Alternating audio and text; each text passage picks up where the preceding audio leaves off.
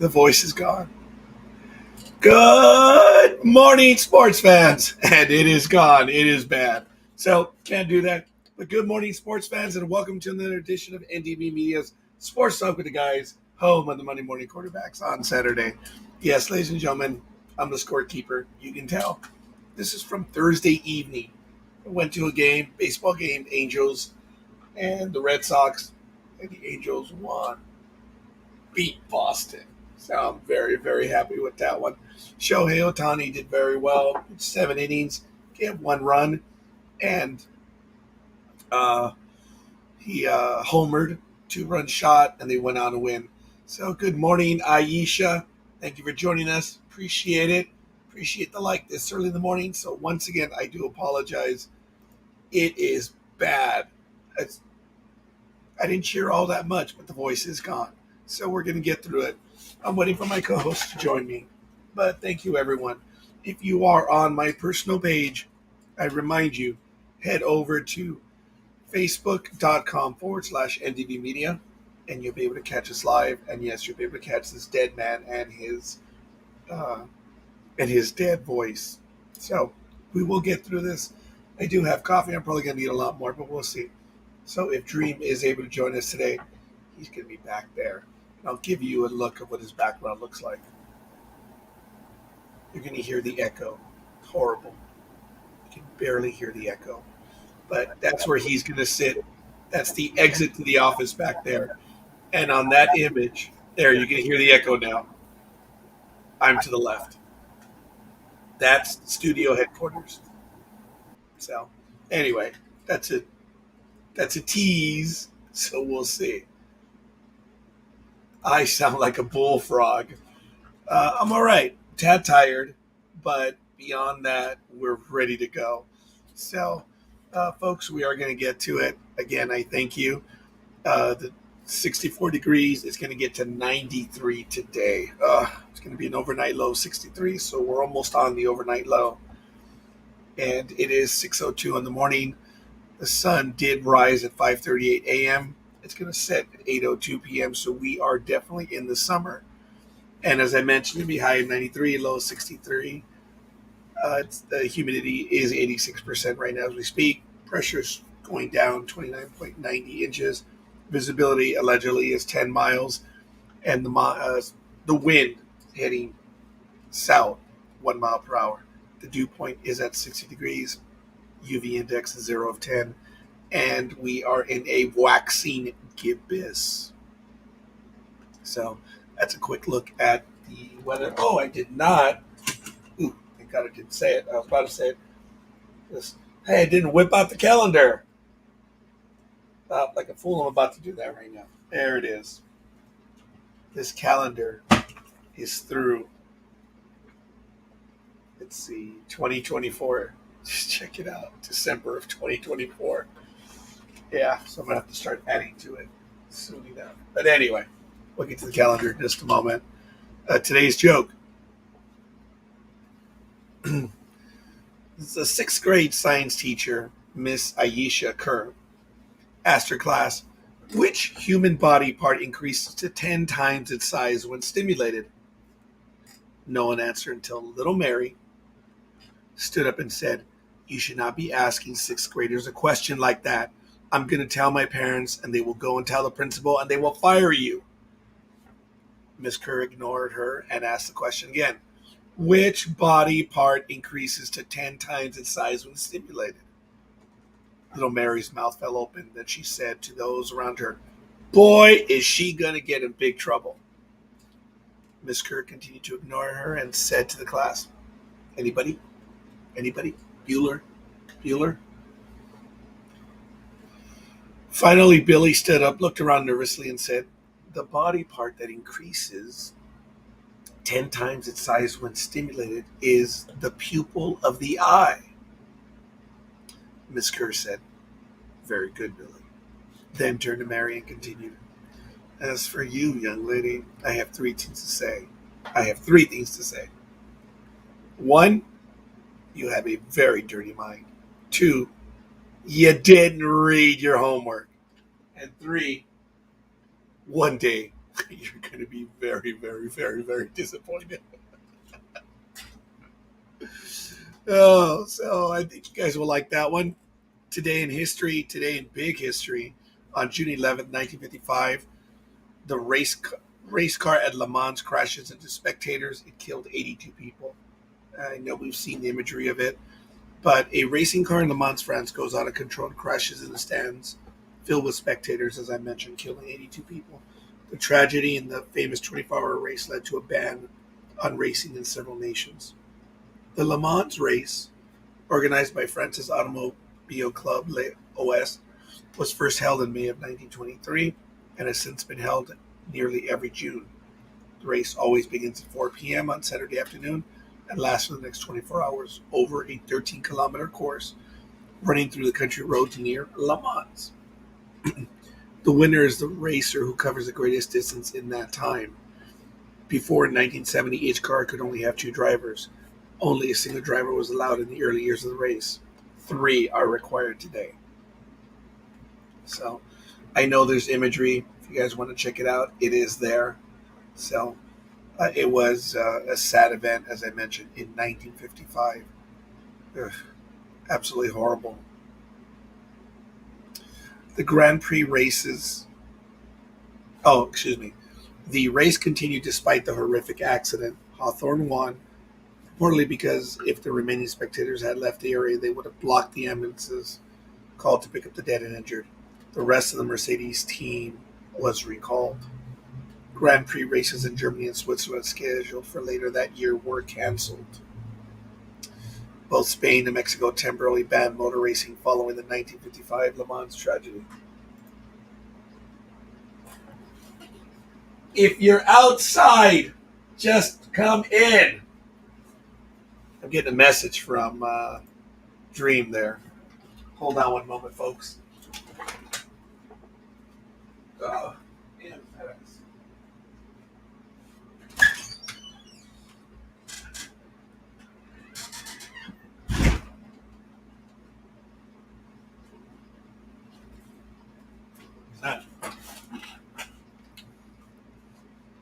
so he's all right. So, anyway, folks, sorry I had to check. I hear things with these headsets. So, as I mentioned, Germany and Switzerland were canceled later that year. Both Spain and Mexico temporarily banned motor racing following the 1955 Le Mans tragedy. That is a quick look in major history. Other events, as you know, the 1921 53rd Belmont, Earl Sandy riding Gray Lag wins in 2 minutes 16 seconds and 0.8. 2 minutes 60 seconds, 0.8. Today is Belmont, the 154th running. So we'll be, what? Maybe I should have my notes over here. So that's in 1950, the 50th U.S. Open men's golf. Marion, 60 months after being severely injured in an auto accident, Ben Hogan beats Lloyd. I guess it's the day of auto accidents. Beat Lloyd Mangrum by 4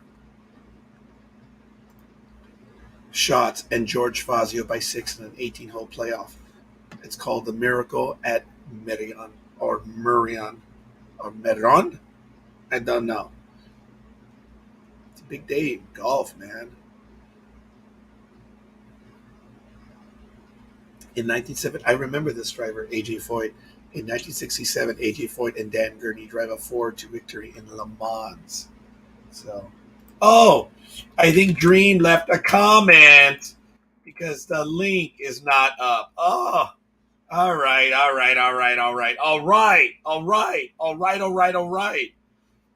Sorry. All right, I may have erred. All right, sorry, folks. Let me get that one going. There it is. And it is now in. Let's see, I sent the link to everyone.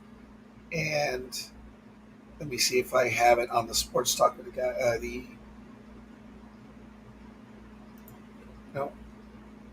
NDB Media host page. Sorry, folks. I got everything done except for this one. So let me see.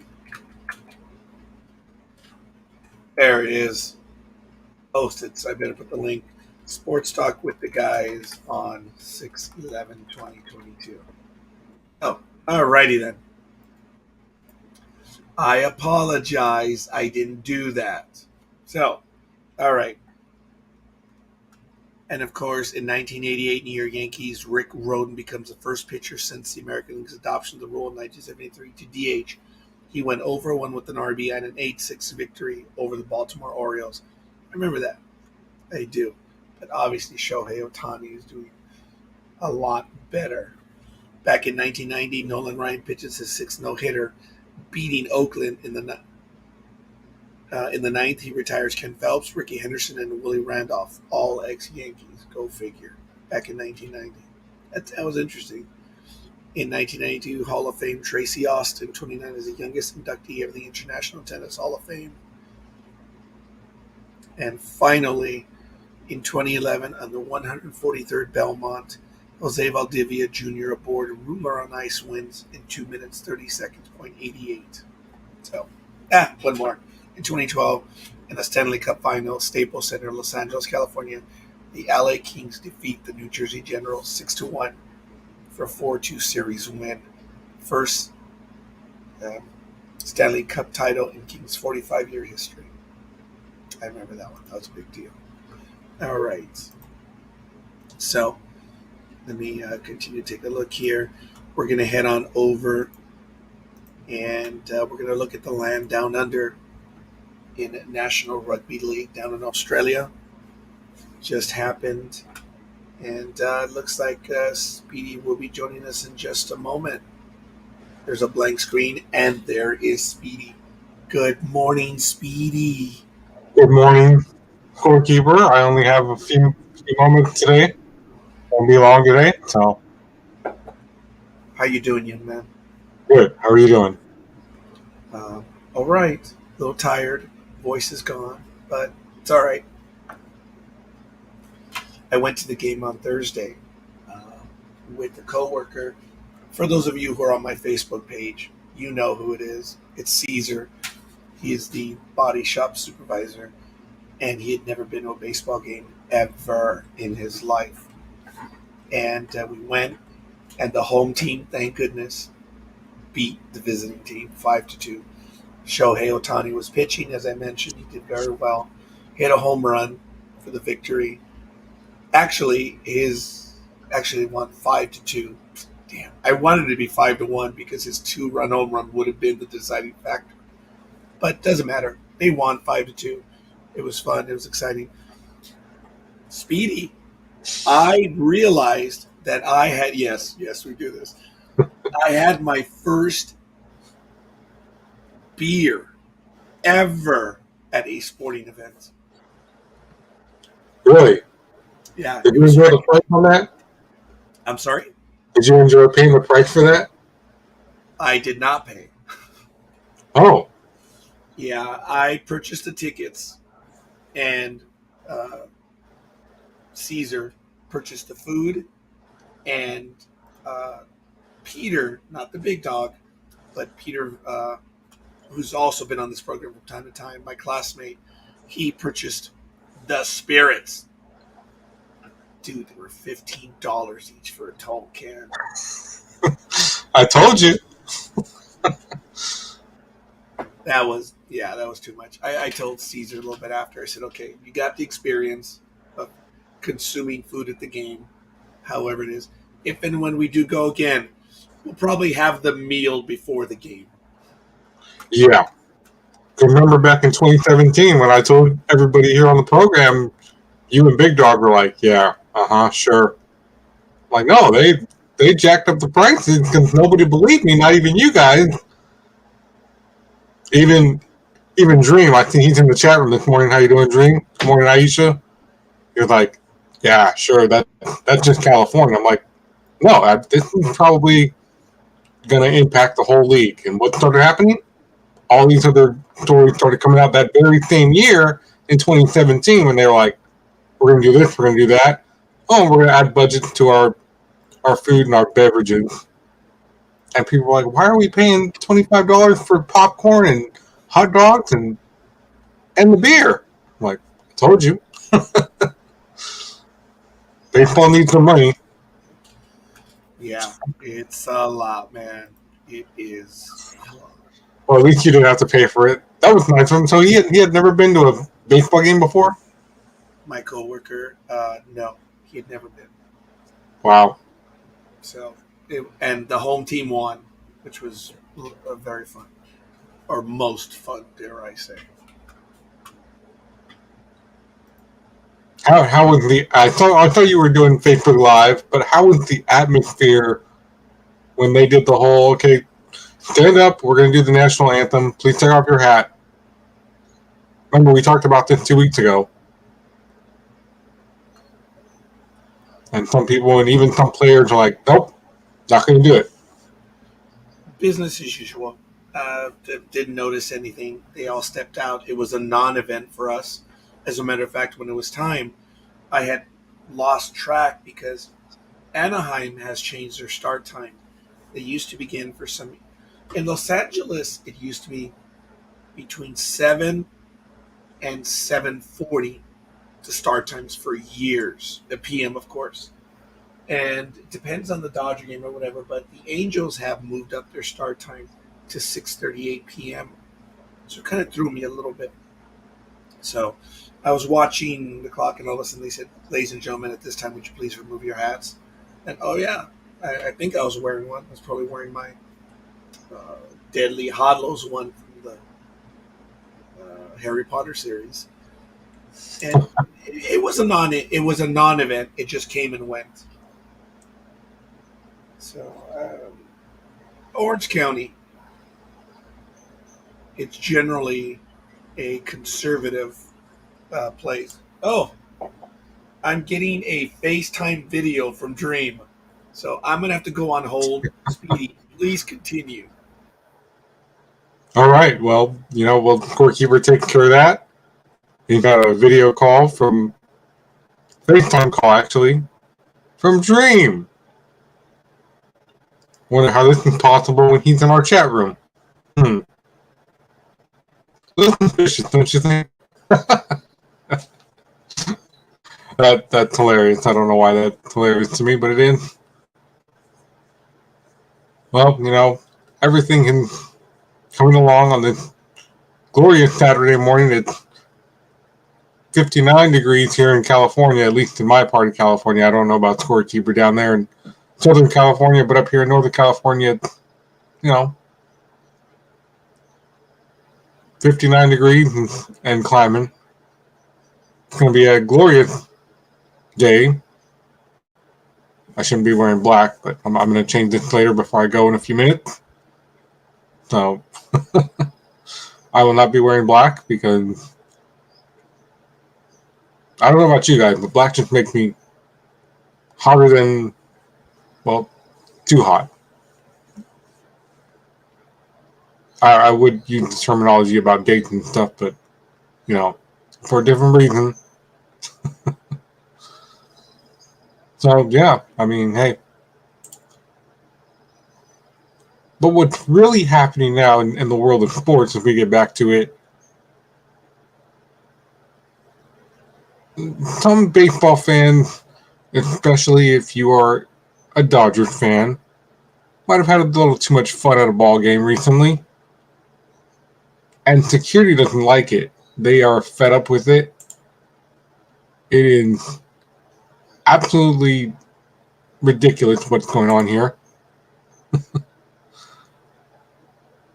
Because last Saturday at the Mets Dodgers game at Dodger Stadium, security had to escort a woman from her front row seat after she repeatedly kept revealing her breasts, and dancing like she was in Vegas.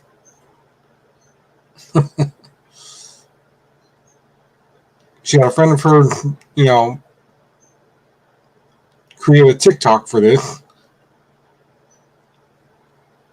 She's dancing with no outfit on and gets approached by security.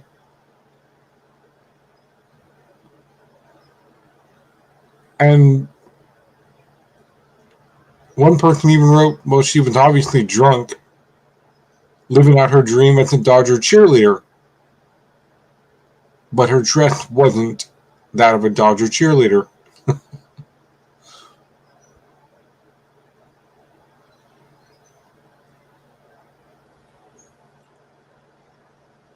So the lady, another lady that was sitting next to her, she starts complaining about, the whole thing. She can stay there. She can do this. She has a right to do this. Then she starts becoming a Karen to the staff and to security, who asked her multiple times, okay, that's it. That's enough. You've got to go. So, yeah, I know, right? That's Dreem back there. You see him? Hold on, he asked me for something. Oh, there he is. Hey, what's up, Dreem? What's up? What you have? No, I was looking for this. Oh, okay. I have to have everything in order at the very least because Dreem is a restaurateur. He's an owner of a well-established, ongoing concern. Wow, that was a little early. The headset's right there in front of you, pal. So Dreem will be ready, and he's already going to be joining us, and it'll be good. Hopefully, it don't get too much of an echo. Speedy, thank you for taking over, and Yeah. I look forward to this. I was just telling everyone here in the chat room about the fact. Did you hear about this? Hey, Dreem, there you are. How's it going? Can you hear me? Oh, we can hear you. We can hear you, but it sounds like a robot mixed with the intercom coming through. Let me try this. We hear you clearly. Just bring the mic closer to you. Is this better? Yeah, we hear you clearly, pal. I can't even hear my. Oh, okay. I can't hear you guys very well. Yeah, you're not going to be able to hear yourself. But I can hear me. I just can't hear you guys. That's the weird part. Really? You're unable to hear us? Okay, there you go. Talk again, Speedy. Okay. Good morning, Dreem. Yay! Okay, good. We're good. It wouldn't be the same if I couldn't hear your wonderful voice this morning.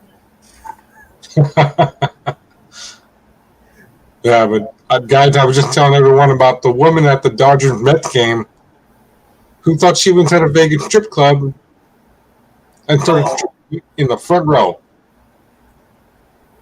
Good for her. I'm sounding like the Daily. Hi, Aisha. How's it going? And then one person, started complaining about it, and she's the one that called security on this other woman.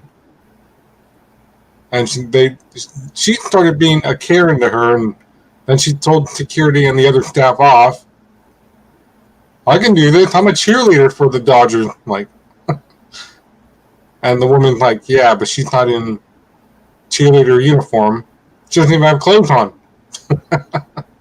Hey, not all heroes wear capes, man. I understand that there was a nip slip several times, so people got offended because she was showing off how God made her, and the Karen went off and called. Apparently, she was really, really drunk and a little bit out of control, but I don't know if she was hurting anyone. It didn't seem like it, but she did show us some. So I've seen the video. She was well endowed. I would have just said thank you and moved on. Yeah, one person said, well, she's obviously drunk. And then some of the guys in another section were like, they told the New York Post, hey, at least all the men here got a free show. We're not in Vegas, but it's a free show. Like, Oh, man, this is horrible.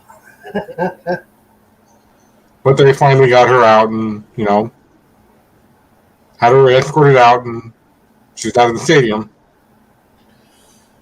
So if there's like 5 or 6 guys that go shirtless and paint their chest up with the different sports colors, is she going to get the same fit? No. Yeah, thank you, Aisha. I was just gonna mention that. And equality. If you're gonna do one for one, be okay with the other.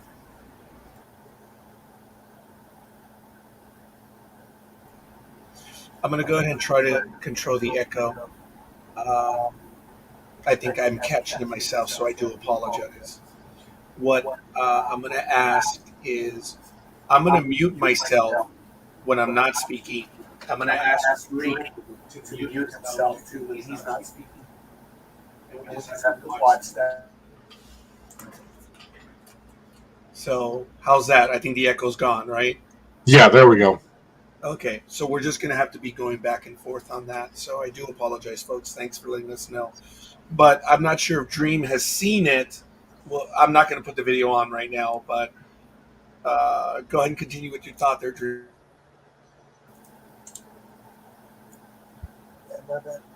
Yes. Okay. So I was just saying, like, if you're gonna be equal, be equal. The intent was to create a scene, create a show for this girl that's stripping down. Just handle it like anybody else running on the field. Or doing her thing. Let just remove her, let the sports go on. If it's just a flash, it's a flash. Let her do her thing and then move on. It's not a huge deal. To be, at least.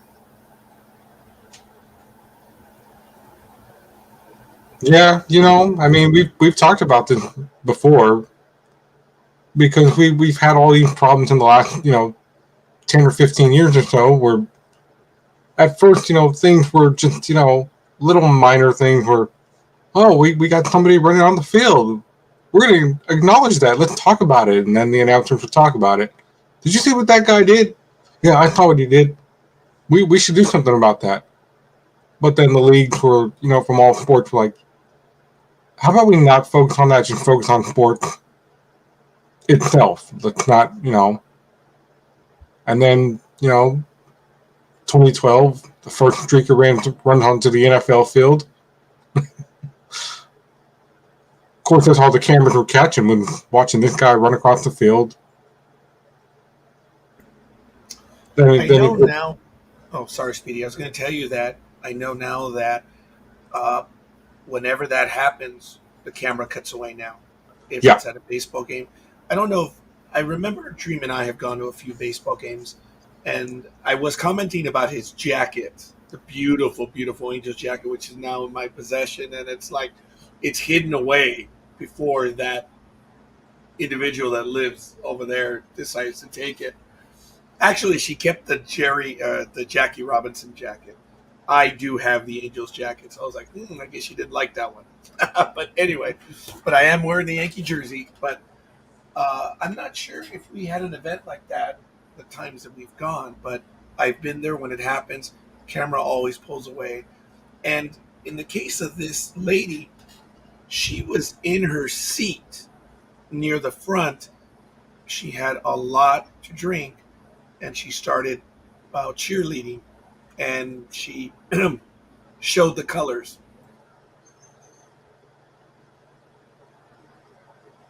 Yeah, she did. Then we'd have all these other random things also happen where some guy claimed that he was part of the soccer team for the Europeans in 2018. He's like, I'm a member of the team. I have a right to be here. And when one guy went like this and was like, all right, buddy, we got to go. He goes, don't tell me what to do. You're just some guy, not realizing he's an off-duty officer. So, I don't know. 611.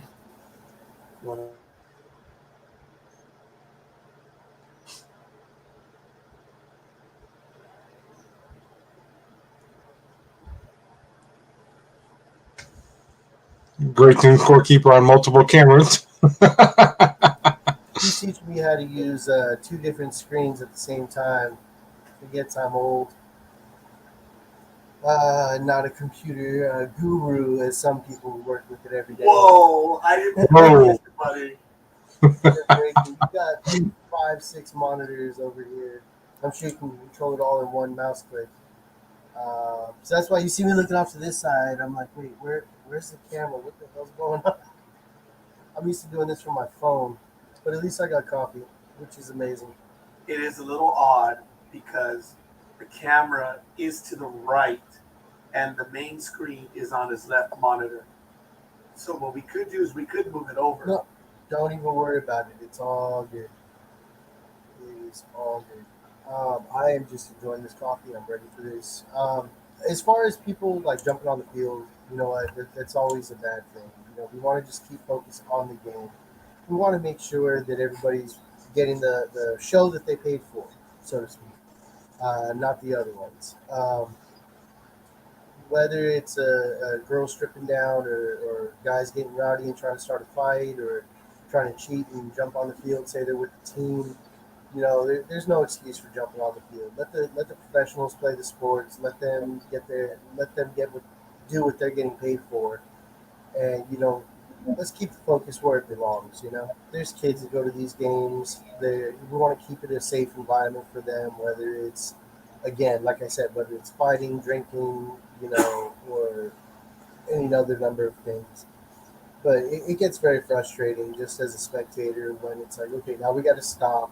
We got to pick the trash up off the field because you know such and such happened. People threw trash on the field, or you know, remember we were talking about that baseball game where it was at the end of the game and the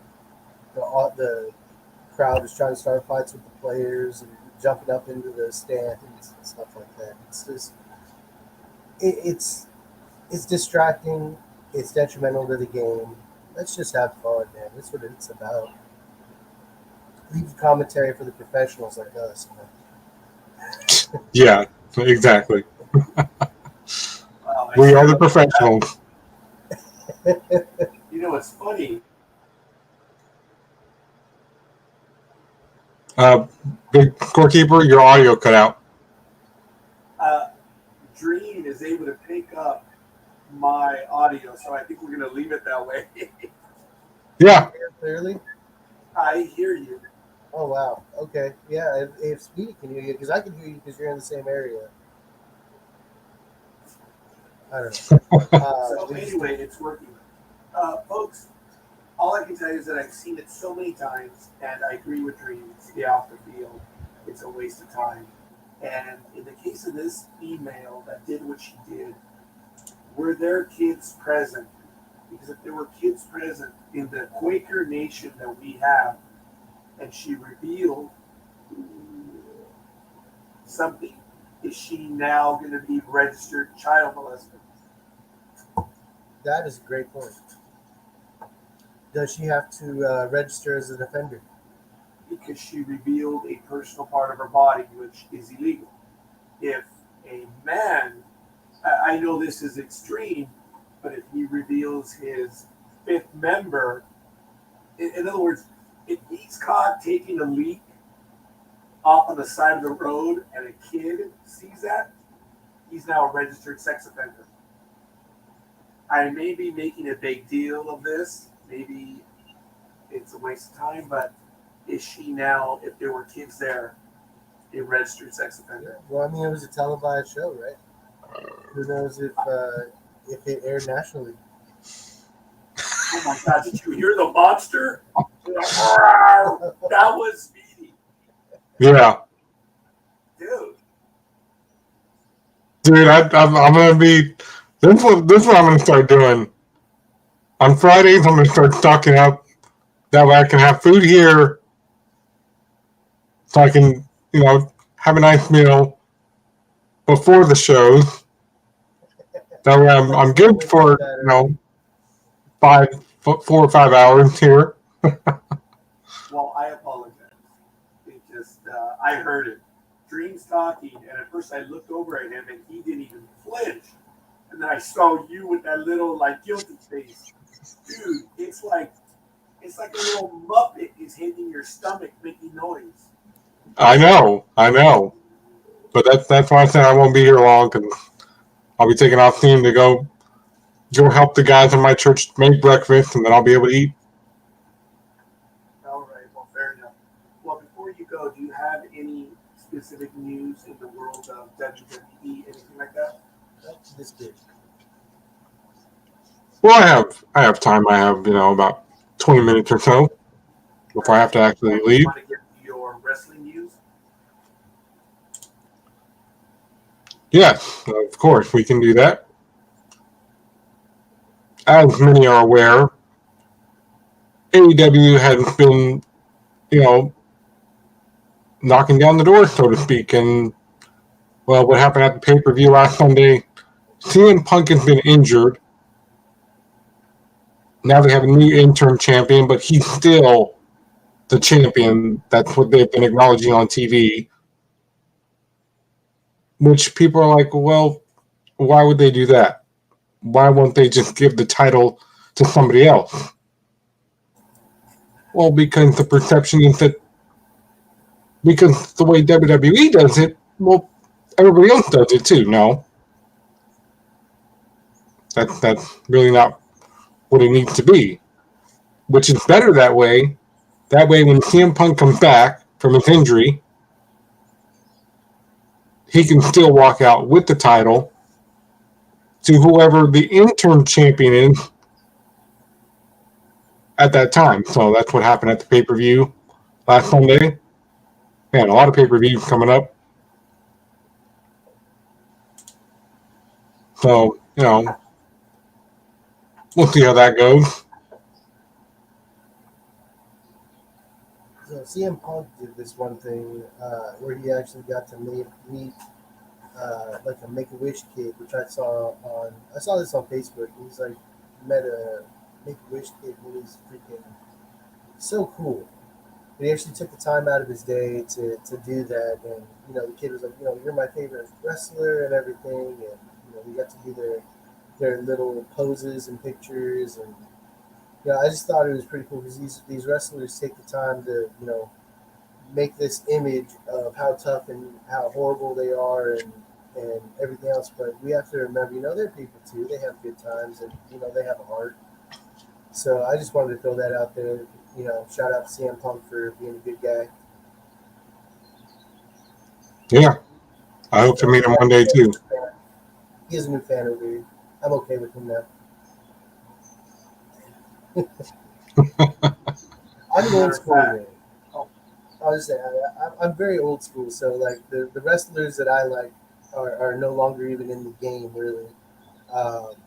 So just seeing like new stuff coming out, where it brings it back in is pretty exciting to me. It's like I get to see these actors do really, really great things. These athlete actors,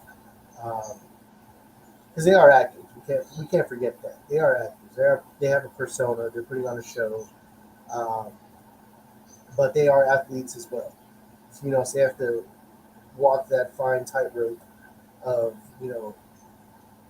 all these people attacking them, saying it's not a real sport. Like, no, I'm not going to jump in the ring and try to pretend like you do this stuff because it's a show. No, you're going to get hurt. You have to be trained. You have to have the athletic capability to be able to do all this stuff. And there is definitely a degree of reality in there that hurts just as much as anything else. But yeah, I will say CM Punk is now on my list of I'm paying attention to him now. Well, thank you for that, Dream. Dream, just to be clear, have you ever been to a wrestling show in person that had to sit on a metal chair? Because we know Scorekeeper is not a fan of metal chairs. Here we go. I have not sat on the metal chairs at a wrestling event. 4 hours. But I grew up in a Catholic school, and I'll tell you, I've sat on my fair share of some metal chairs. Yes, I've done so. And put away an entire auditorium of those things after an assembly. Yes, I've done that too. Okay. Actually, we both have done that together. Look, folks, all I said was when the event was ending and when Jungle Boy came back out on stage to pick a fight, I was like, oh, hell no. I'll take that guy on. We got to end this. Jungle Boy was 21 at the time. It would have been over in two seconds. Hit me hit the ground. That was it. Man, if he would have looked at you hard enough, you would have fallen over. Yeah. Yeah. No, I've Speedy, I apologize. All I said was, next time I will have a seat cushion. That's it. I was done. 4 hours. No. Yeah, no, I know the metal chairs hurt. I know, but that's what we got to do. But if you feel like you need to bring a pillow, go ahead. He has one of those donuts. What was that? I said, you got one of those donuts. Like, sir, that's a travel neck pillow for an airway. No, he's not what I'm using it for. Yeah, that's true. That's true. No, those things are vicious, man.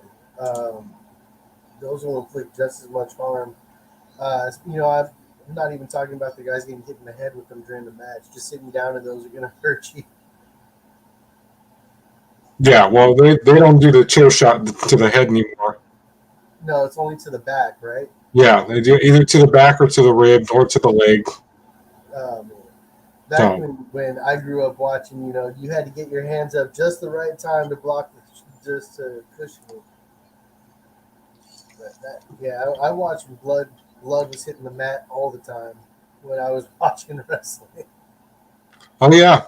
I got to see that Undertaker cage match, Mankind jumping off the top. It's like, you've done this before. Yeah, no, he hasn't. Yeah, I can do this. It's not a big deal. Mr. Socko coming out to play. Yeah, what's funny about that is, I've seen Mick Foley talk about that a few times, and it's like, so did you happen to walk across the Hell in a Cell before this match tonight? Yep. He said, yeah. And he told Vince and he told other officials, yeah, I went up there. And then in an interview, he's like, no, I didn't actually go up there before the show. I basically lied to them. I was terrified up there. So, yeah, you never know. Right there. That's commitment to the sport. Exactly.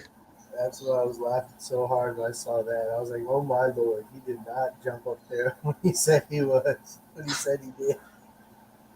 Yeah, he's like, I walked up there. Taker remains and will always be one of my favorites. So yeah, definitely. And he was always a professional. So well, I put something in the chat room for Scorekeeper to share with you guys about the real life Randy Orton lookalike. This guy looks just like Randy Orton to a T.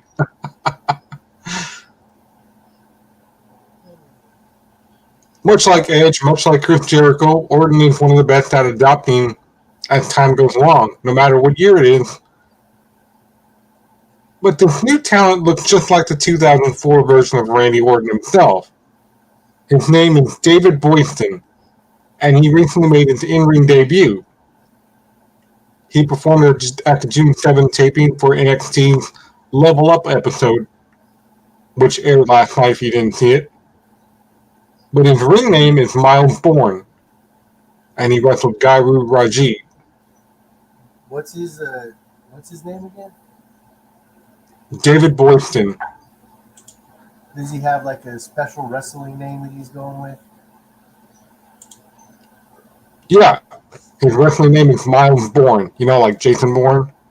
Oh, lame. And there it is. There it is, ladies and gentlemen, right there in the chat room. I see him. I guess I don't see. I don't see the lookalike.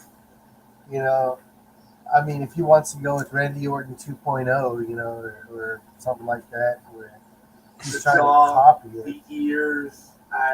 He's too pretty I boy, don't man. see it. The nose, He looks like he hey, belongs in whatever. a frat. Like he What? looks like he's a frat boy.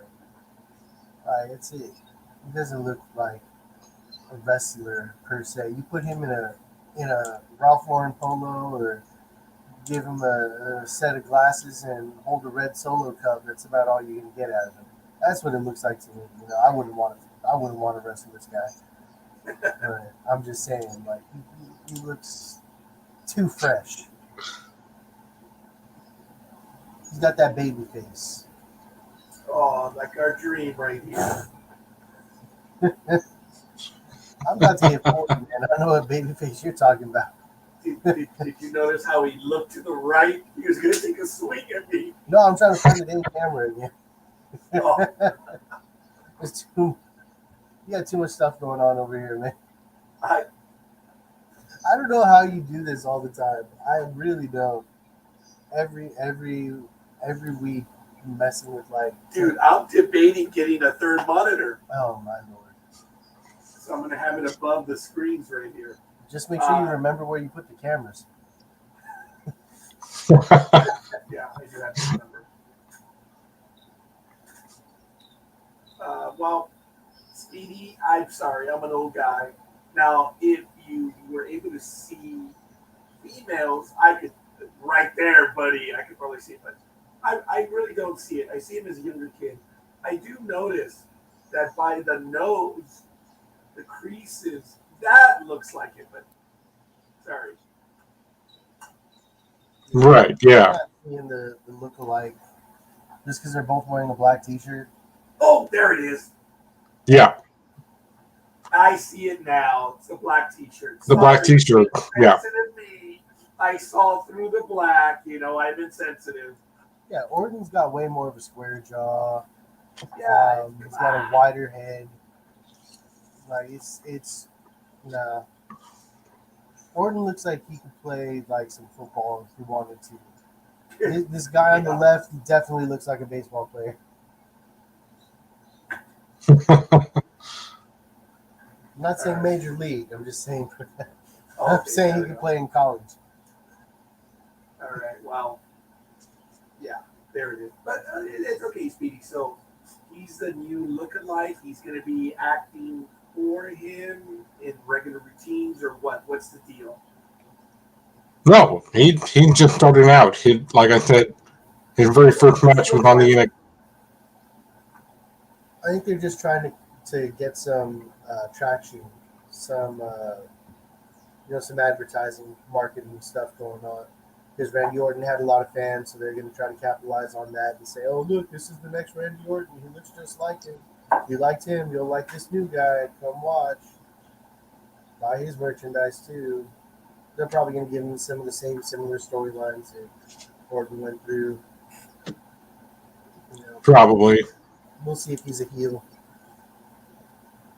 I can't say confidently that this kid, the new one, obviously he's younger. As Dreem said, he has a baby face and everything. Good-looking young kid. Hey, I can say it. I'm confident with myself. Actually, there was a joke that happened at work, and I will gladly tell it, where someone questioned as to why I am a gun owner, because supposedly I'm on the far left liberal. And they said, "Why did you tell us you had a gun?" And I turned to them and I said, "Because I'm confident in my size." They all got mad. I thought it was funny. Good morning, Tony. Tony, join us. Good morning. And Tony, here it is, pal. You want to go ahead and join us? Let me get the invite. And actually, folks, sports. Anyone that wants to go ahead and join us, there it is. There's the link. And Tony, I'll see if I can send it to you direct.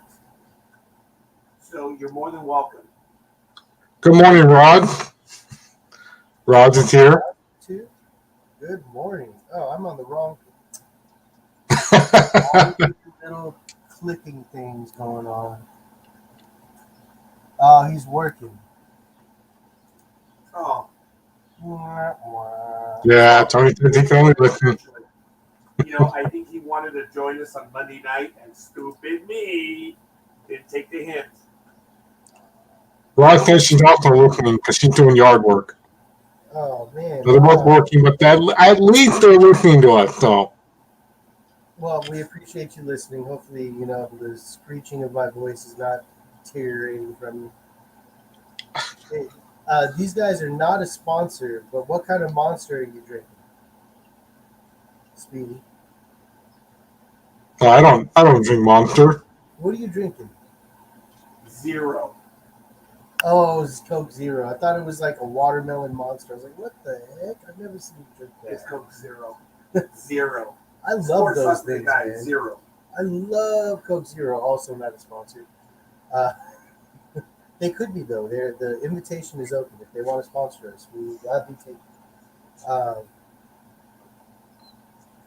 Oh, God. Oh, Which he went to both games, and I think he had a blast at. My next day off is July 8th. I used my 4 June days off for my Philly trip. Got it. All right, well, July 8th.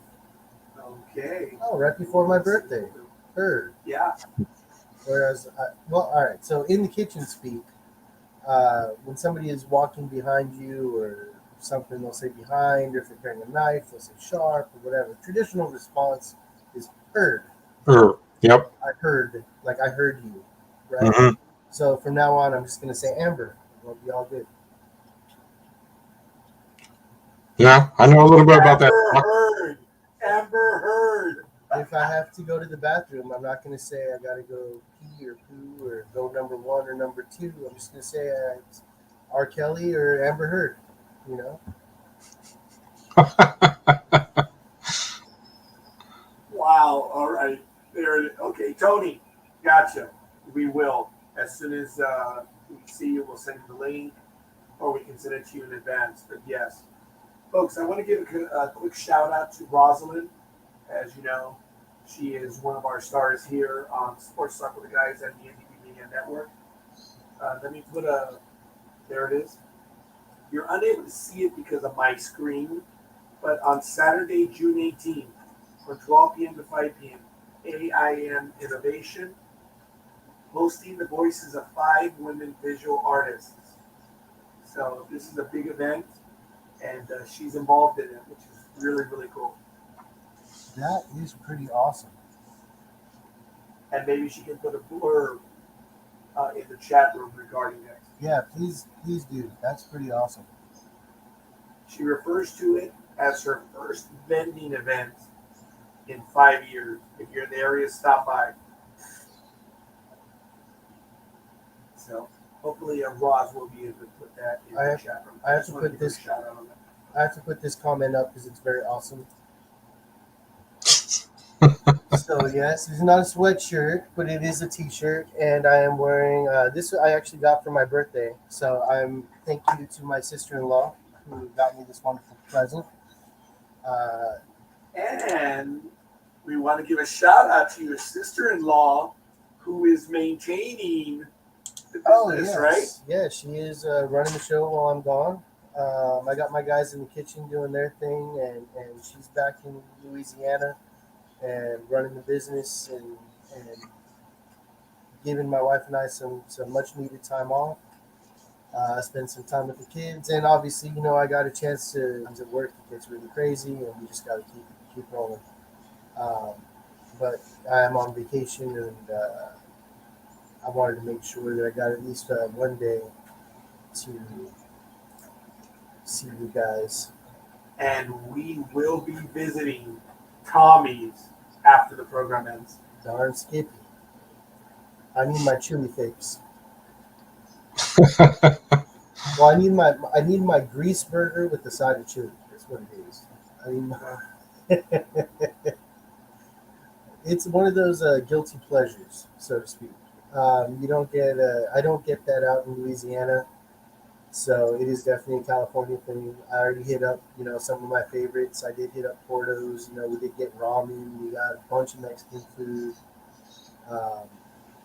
Again, all not sponsors. I wish they were. But, it'd be all good. Oh, we gotta push this up. Yep. While we're doing that, Not I do want to give everyone related to ndvmedia.net a shout out. As you see, it is scrolling across the screen. The website is being updated daily. And this is the main screen on NDV Media. You'll notice you can access our audio shows, our video shows. We're still working on links. Our contact works. But you can click on each program. The most recent episode is on. And it's really cool, folks. I want to give a shout out and a thank you to Michael Day, because he's been working fearlessly and fortuitously on this website. So I want to give her a shout out on that one. And what does she say, Dream? Sorry, Dream t-shirt. I think Scorekeeper can now dress as Darth Vader with that voice of his right now. But you know what? I will mention this. I don't know who knows it or not, but the actor who portrayed Darth Vader is not the same as the voice. Oh, yeah, I knew that. I know you knew it. David Prowse. And the funny thing is, my favorite story is that he didn't know that he wasn't going to be the voice of Vader while they were filming, so he was doing all the lines, and they completely cut out all of his lines, and he was very upset. He's like, "Nope, you're just the body. That's it." We got another lesser-known actor to jump in and be the voice. And a tiny bit of Star Wars trivia. And it's on record. Face the camera. I'm sorry. Oh, Face the I'm camera. having a conversation with you. Okay. It's on record that David Prowse guessed correctly that Darth Vader was Luke's father, because before they filmed the scenes, which only like 4 people knew about, Gary Kurtz, George Lucas, Luke Skywalker, and the director, I forget his name now, the one who passed away a few years ago. Only 4 people knew. But David Prowse did not know. He guessed, and he was interviewed, and it made, commentary. But George Lucas thought he had been betrayed, and David Prowse became persona non grata in the Star Wars world. Whenever they would have a celebration, an event, or whatever, he was never involved. No. The actor David Prowse. It's essentially like Tom Holland with all the Marvel movies. He's leaking all the stuff, and they had to pair him with Benedict Cumberbatch. I don't know. Yeah. Where you just constantly nope, you're not allowed to say that. All right, moving on. But I mean, if you back in the day when it first came out, Darth Vader is German for father. Darth father. You can kind of put 2 and 2 together, but looking back, hindsight is always 20/20. So, but when you're in the theater just enjoying the shows, I'm sure it was a different experience back then. Yes. I was alive back then, and I was horrified with Darth Vader. But my friend Art and I, we joked about, had Dad asked us, come and rule the galaxy with me, father and son. I'm like, do I get my own ship? Yeah, exactly. It's like, do I have command here? What is this direct line of reporting? I need to know. These are important things.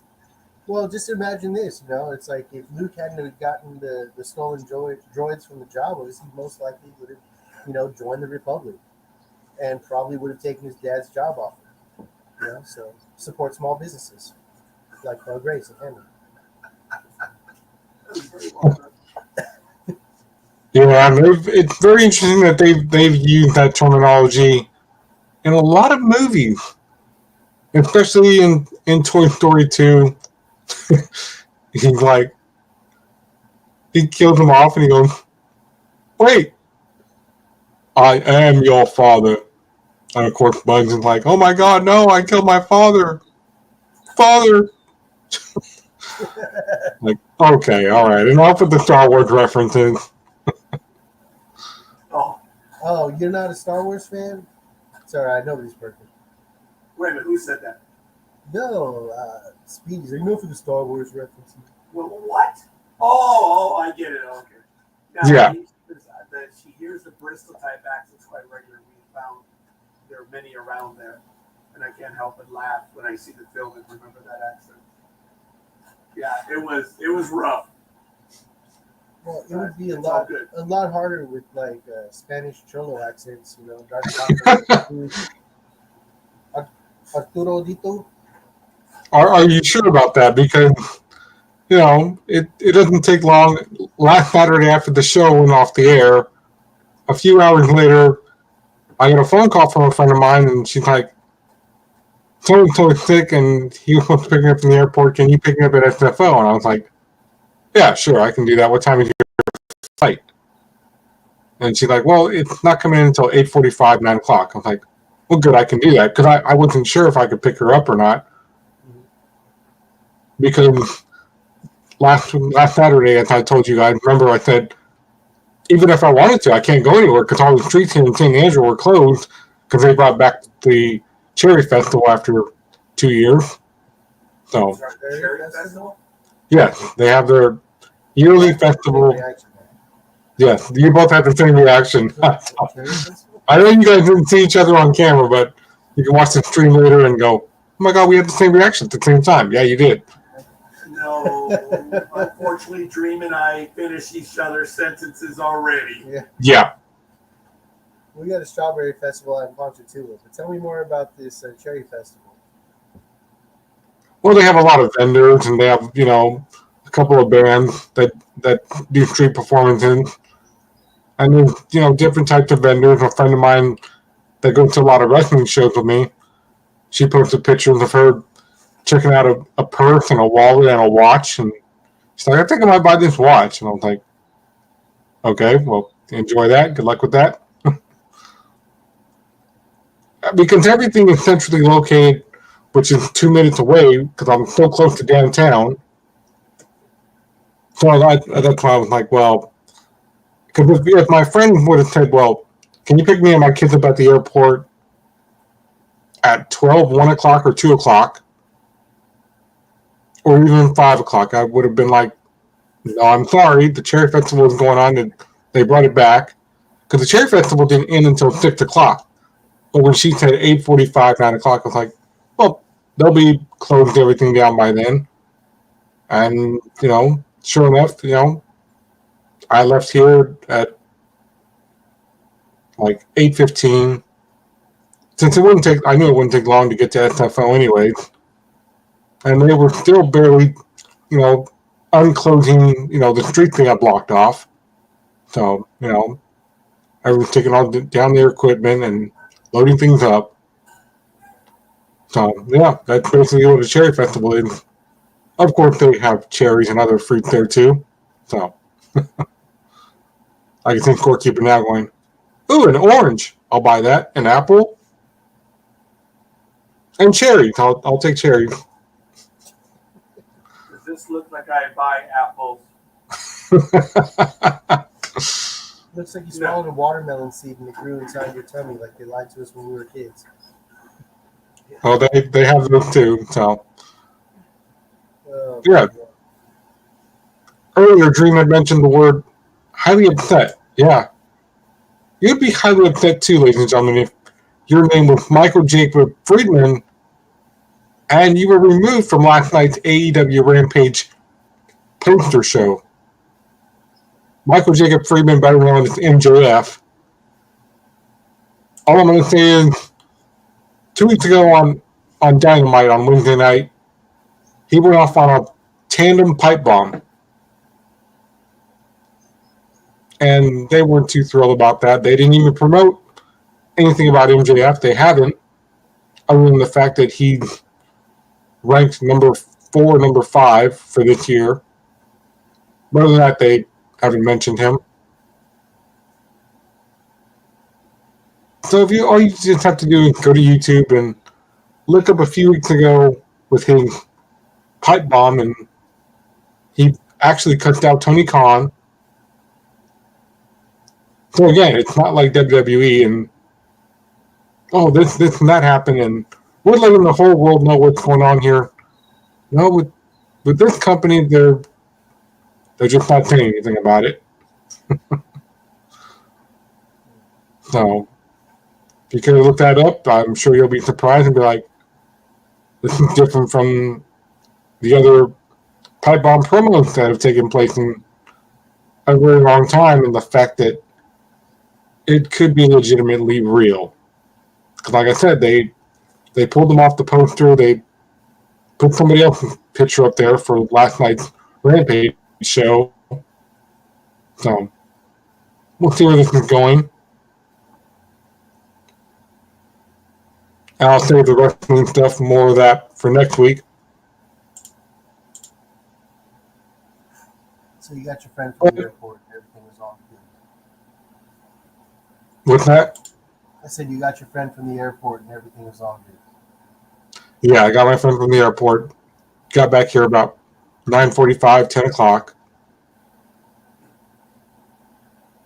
Sure. So yeah, it was a nice drive. Nice and quiet.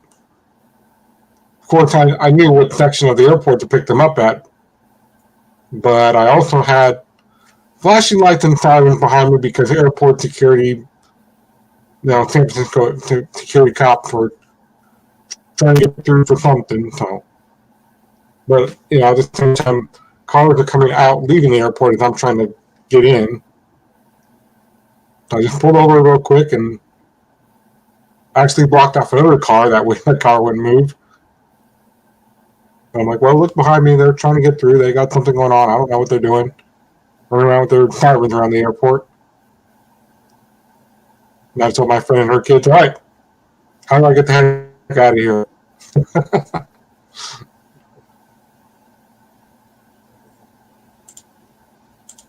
So, what about the whole?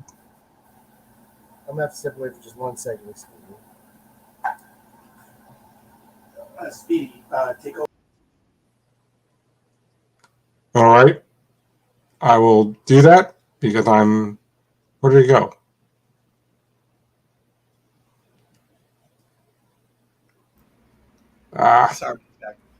Sorry about that, folks. Dream had to step out and make a quick phone call. Speedy, what else did you want to get to? I know we're short on time with you today. Yes, where did it go? I just had it. I just had it. That's okay. I'm sure you'll get it right now. I'm hoping for you to get it. Folks, tomorrow, while he finds that, NASCAR tomorrow, Sonoma, check it out. One of Scorekeeper's favorite races. I will be catching the race tomorrow. I'll be watching it. It's exciting. It's fun.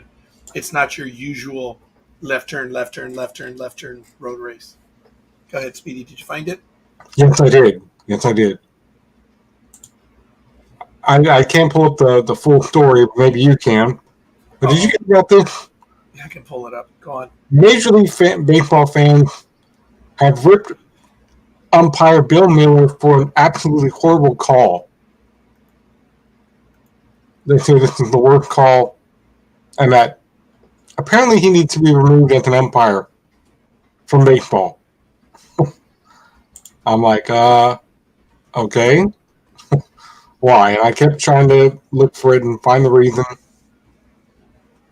And the story's not even coming up again. Yesterday, I even used Yahoo to pull up the story. But I don't know. Maybe they. Oh, yeah. Okay. I think this. Yeah. It's bad. Check it out, folks. We're gonna go to it right now. This is what they're talking about. Okay. Here's the pitch. Check it out. You even have the box in there. Here's the pitch. Strike!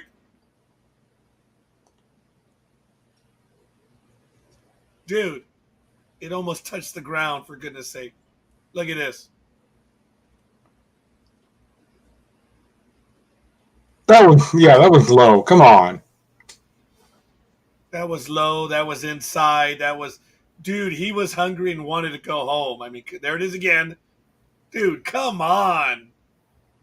And the people calling the game are, how is that a strike? Here it is again. It's below the knee. It's inside. Yeah. Look, I know they're human, but wow. Look, how? Okay, it was a bad call. Fine, so be it. Look, umpires are known. Well, I can't say they're known, but if it's a bad call, you make up for it, but you can never admit it. Because the moment that you admit it that it was a bad call, you'll be questioned for all eternity. You'll lose any ability to make a decision because they'll question it forever. You change a call, it's done.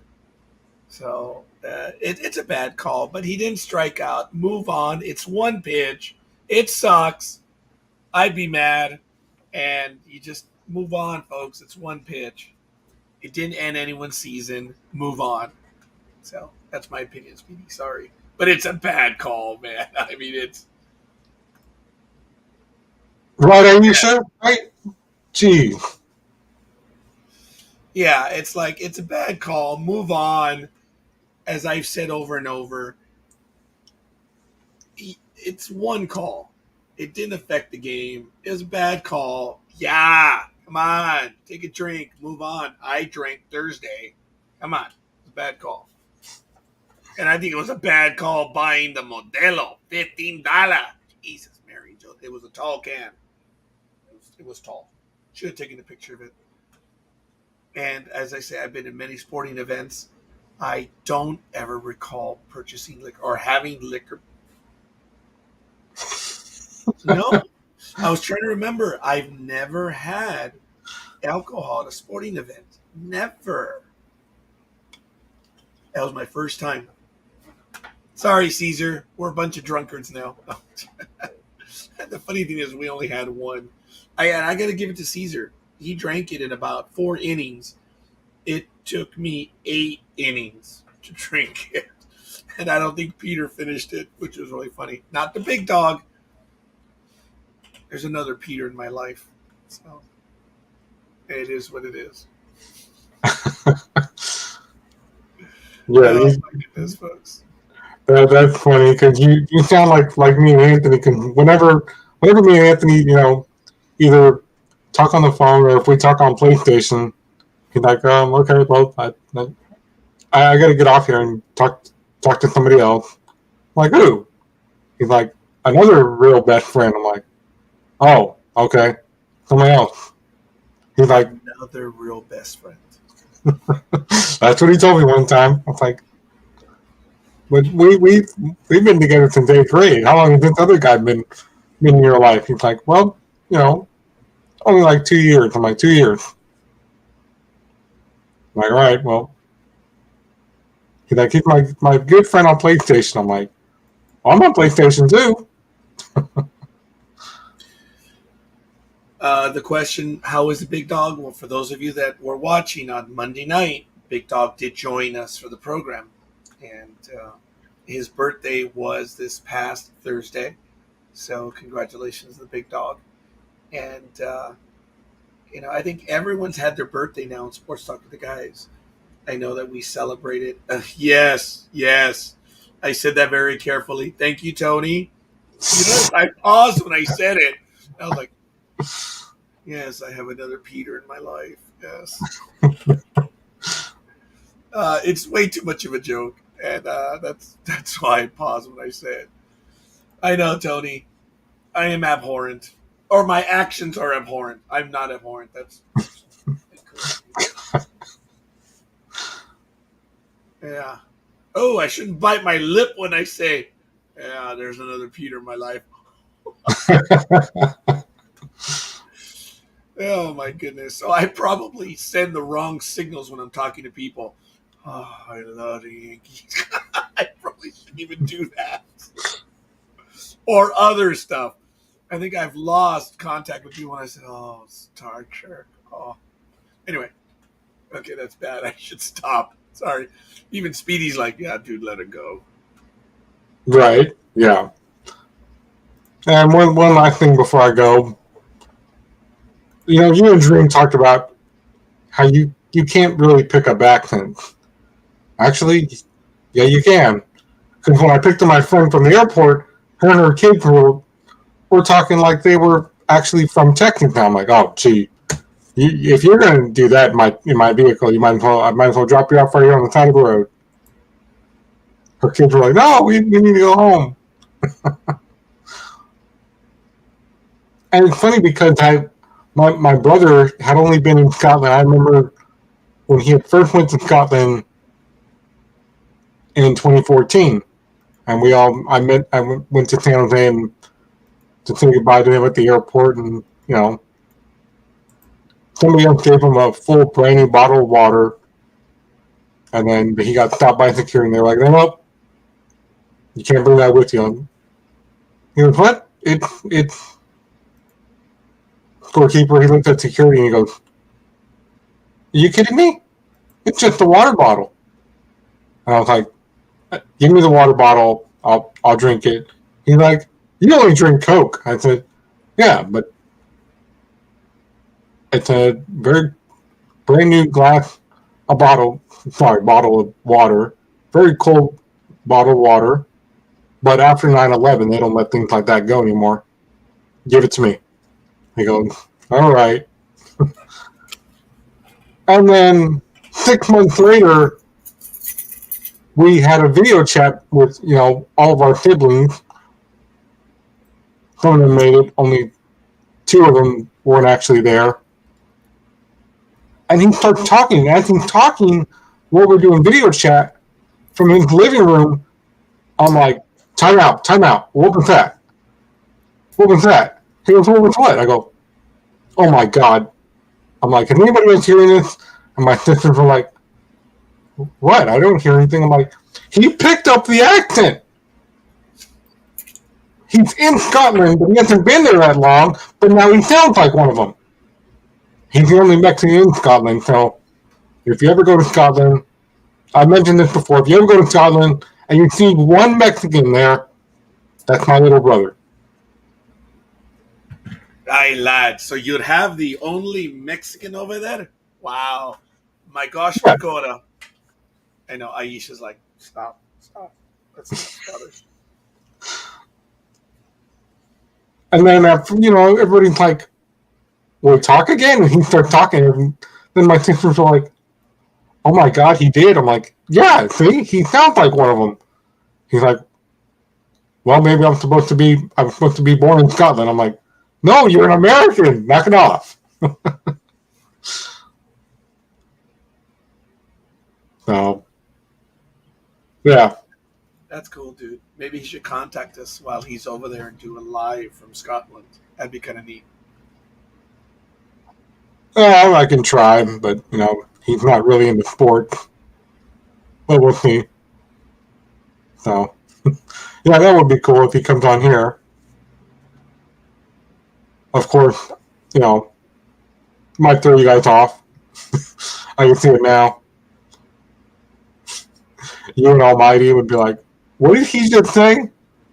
Then I would, of course, basically play translator because you guys wouldn't understand a word he said.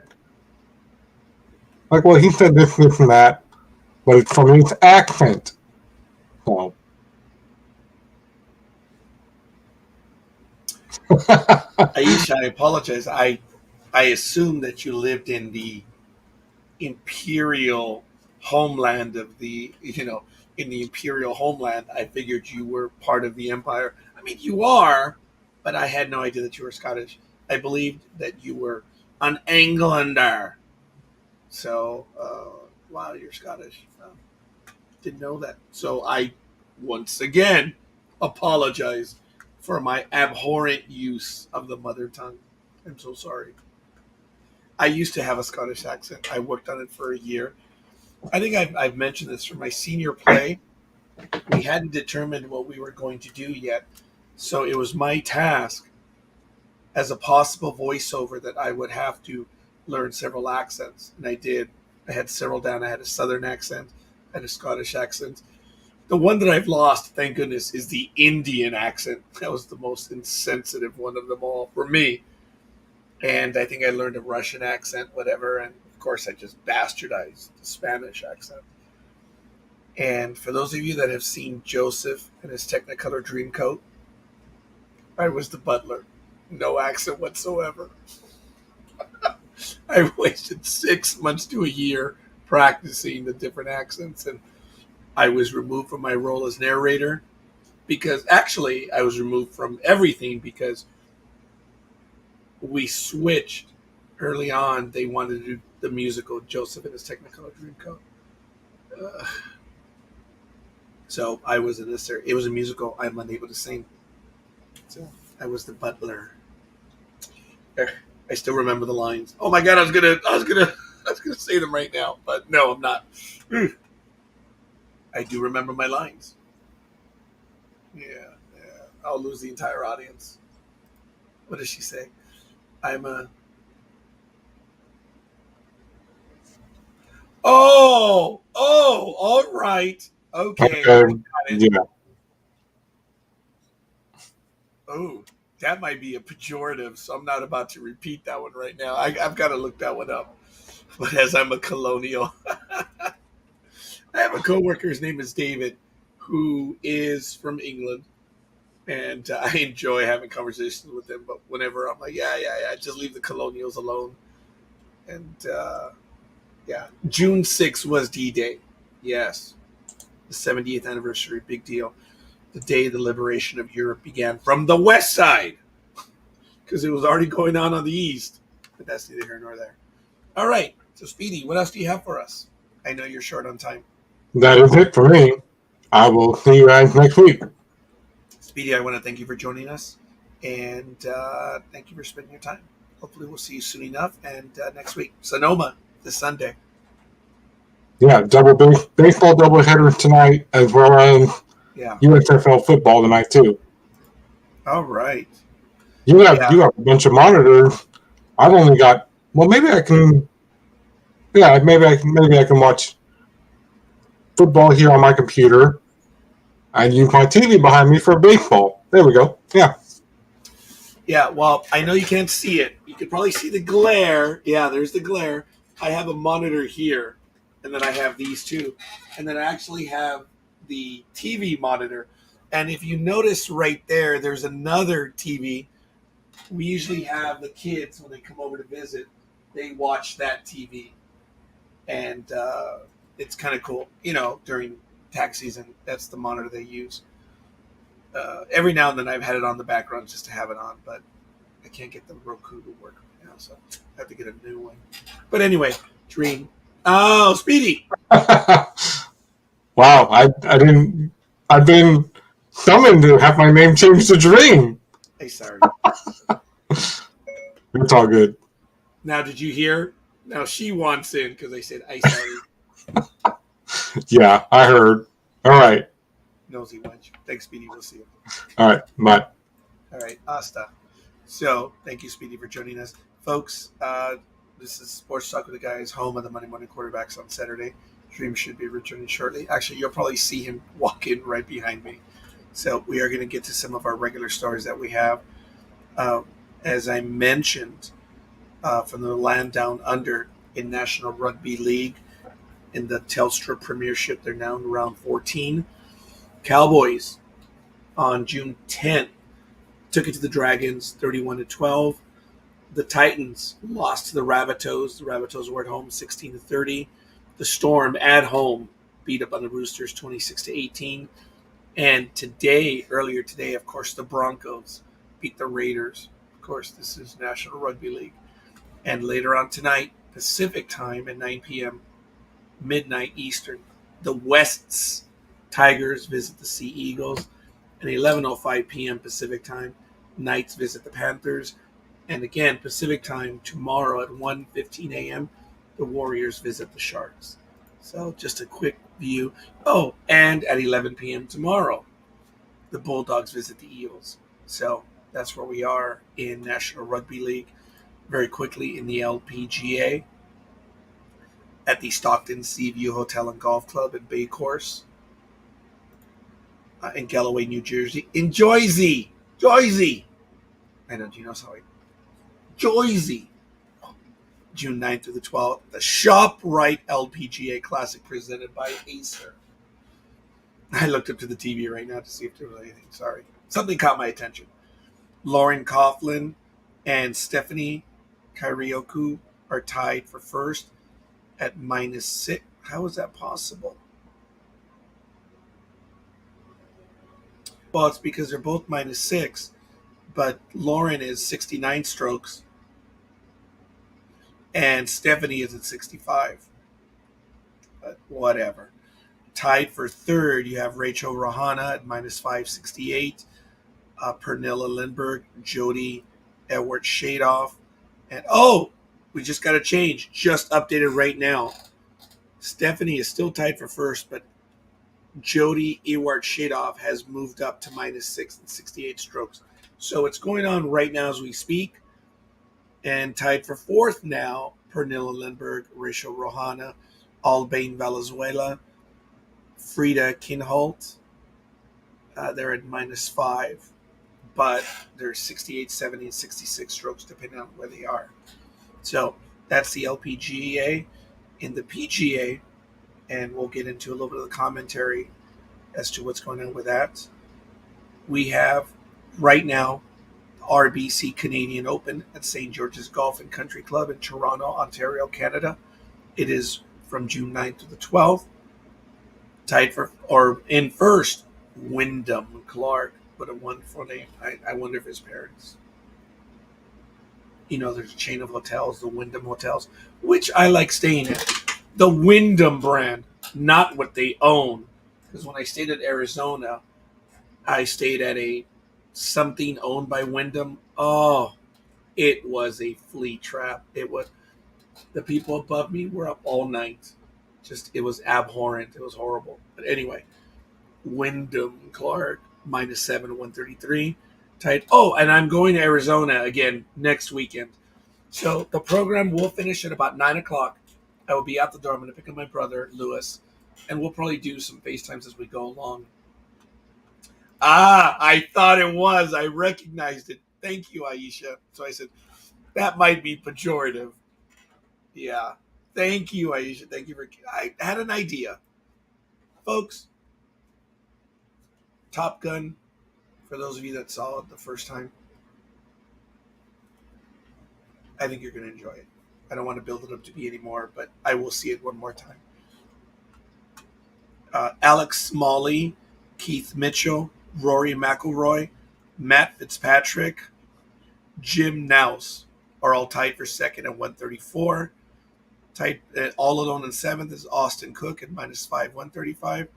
And quite a few tied for eighth: Nick Hardy, Matt Wallace, Sam Burns, Scott Scheffler, Patrick Rogers, Lee Hodges, Charlie Hoffman, Shane Lowry, and Doug Gim are all tied for eighth at -4 and 136. And then you have a bunch of others tied for 17th in the PGA Tour. So that was a quick look around. Finally, at AVP, the Pro Tour, this weekend, the Muskegee Open. It's from June 11th through the 12th. It is in I said Muskegee. It's the Muskegon Open in Michigan, June 11th to the 12th. I do apologize. That was bad. There are 61 teams in the Men's Open, and there are 41 teams in the Women's Open. So, in the men's main draw, there are 24 teams, and then for the men's qualifier, there are 37 teams. So, in the women's, there are 24 teams in the main draw. Yeah. And there are 17 teams in the qualifiers. So, just very quickly, yes, there is contention that this is a derivative word. And I believe in 2020, Paramount allegedly, as the story goes, lost or did not renew the copyright, so it reverted to the owners. And the contention is this is a derivative. It's not its own storyline, nothing. It's Top Gun, it's Maverick, it's Iceman. That's not that's not new. It's part of the story. So I don't pretend to know all the details, but they are being sued. Paramount is denying everything, and based on what I've read, there's clearly claim, but Paramount has not. Well, they say that everything in the suit is false. It's incorrect. They said false. So those, I don't know. But if, look, it's very simple. All Paramount had to say is, we still have the copyright. And if they have the copyright, there's nothing. Paramount did not say that. So I am unable to comment further. Oh my God, I actually have to put that disclaimer. I probably even should not have said what oof. Anyway, oops. I'm not involved, even tangentially, in this legal action. It's just, I probably should not have commented on Paramount's point of view. Not that it's correct in any way whatsoever. It's just, damn. All right, I'm gonna leave it at that. It's just, I'm unable to. I am unable to. I can comment on the story, but I'm unable to comment on Paramount's comments. We'll leave it at that, folks. There may be something that we may talk about in the future, but for now, I can't. I do not speak for them. I am not their agent. Oh damn! We've gotten in trouble. Wow. All right, stupid scorekeeper. Anyway, we're gonna go ahead and take a quick look at baseball. This is funny, man. I'm sorry. I'm embarrassed. I think I blew it. Oh my goodness! Wow, there went that. Jeez. We're gonna take a quick look at Major League Baseball. As I said, I did go on Thursday, and I really had a blast. I mean, damn, Tony went to a baseball game, and I had to go. So, Aisha, Houston, we have a problem. You're leaving us a bit early, Aisha. I hope everything is well. Thank you for spending the morning with us, and every time you spend the time with us, Aisha, it does mean a great deal. We appreciate your comments as always, and I hope Mom is all good. For her to call you, if she calls you all the time, she calls you this early. Take care, Mom. Thanks. We'll see you guys soon. Thanks, Aisha. Appreciate your comments on the Facebook page as well. You have a cunning, biting commentary. So we're going to take a look at the scores for yesterday in Major League Baseball, and then we're going to do the standings. So in finals, and Tony likes this one.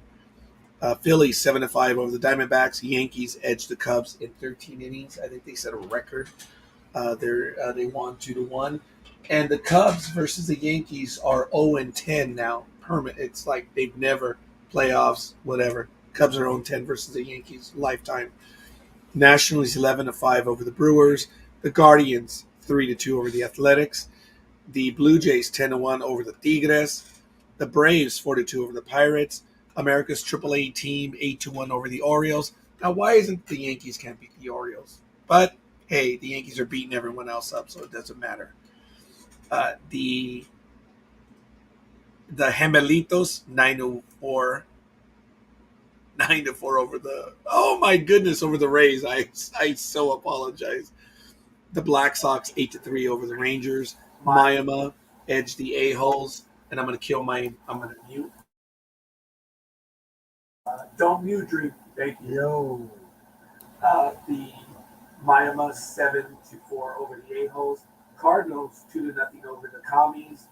The Mets 7-3 over the Angels. Bummer. So they're losing again. So the Angels are now 1-15 in their last 16 games. Wow. That's a bummer. Padres 9-0 over the Rockies, and the Red Sox edged the Seahawks 4-3, and the hated ones 7-2 over Los Dawgers. And very quickly in the standings as of this morning in Major League Baseball. I'm only doing that because I'm stalling.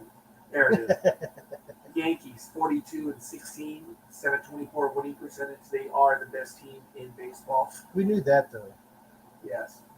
Blue Jays are 7.5 behind. Tampa Bay 8, Boston 11.5, and Baltimore 18.5. In the American League Central, the Gemelitos are 34-26, followed by the Indians 3 back, the Black Sox 5 back, Tigres 9.5 back, and America's AAA team at 12.5 back. In the American League West, the A-Holes are 36-22, followed by the Angels 9 back, the Rangers 9.5, the Seahawks 10 back, and the Atléticos 17 back. I think they're going to be eliminated in about 2 hours. In the National League East, the Mets are 39-21. It is a rarity when both teams, National and American, in the same city, are the best ones in their respective leagues. Forget divisions, leagues. The Mets are 39-21, 650 winning percentage. Way to go, Tanya. Way to go, Roz. Way to go, Claire. Yeah, I enjoy it. It's You know what just the second place is, though, right? I'm sorry? You said you know what second place is, though, right? Mentioned as who lost.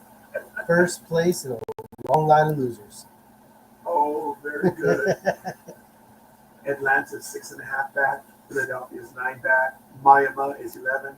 And Washington is about to be eliminated at 17 back. I'm exaggerating. 10,000 games back. I'm sorry, Dreem? That's a 10,000 games back. In the Central, the Cardinals are 33-26, 559 winning percentage. The Buccos are half a game back. The Pirates 7.5. The Cubs 9, and the Commies are 12.5 back. In the National League West, tightening up a little bit. Los Dodgers are 37-21. They are the third best team, I believe. Yeah, in all of baseball. And they are followed by San Diego at 1 game back. Way to go, San Diego. Folks, I've said it. I believe the Dodgers are the stronger team. But if you have a team nipping at your heels, you get better. Yeah, Yeah. That's true. You don't get lazy. You realize how important it is. You don't. It's like the Warriors in the freaking NBA. You know what I mean? It's like it's the same thing. It's like, oh, we don't want to lose this week. You know, we're not ready for this. You know, and that's a whole nother sport. But no matter where you are, when you have competition, it pushes you to be better. You know, it's just an athlete thing. You know, if you get that swagger, like, oh, no one can touch us, no one can do nothing, you forget the heart that it took to put you in that place. Because it takes heart, it takes grit, it takes dirt. You know, when you got an injury, you know, you rub some dirt on it, you keep playing. You know, and when you're up in the top, you get these that yeah, no one can touch us. We're top. We're the best. You know, and when push comes to shove, and you get that good competition in there from somebody who's been struggling and fighting and working hard, you know, a lot of times that's where the game goes. You know, it goes to that person that's willing to dive on the floor and make that extra catch and make that extra, you know, that ball's not going to get past me kind of play, whether you're sacrificing your body or you're sacrificing your, you know, you're making that diving leap to catch that ball where, you know, instead of just jogging for it because you know it's going to hit the ground, you know, you have to keep playing. And that's why we love this sport. You know, you get to see all these amazing plays that get televised because it was something that shouldn't have been able to be done. You know, that's why these guys make the big bucks because they're willing to throw everything on the line for it. You know, and, you know, whether it's I made the joke, you know, second place is just first place in a long line of losers. But you got to pay attention to who's right behind you, who's ready to go, because they're fighting for it.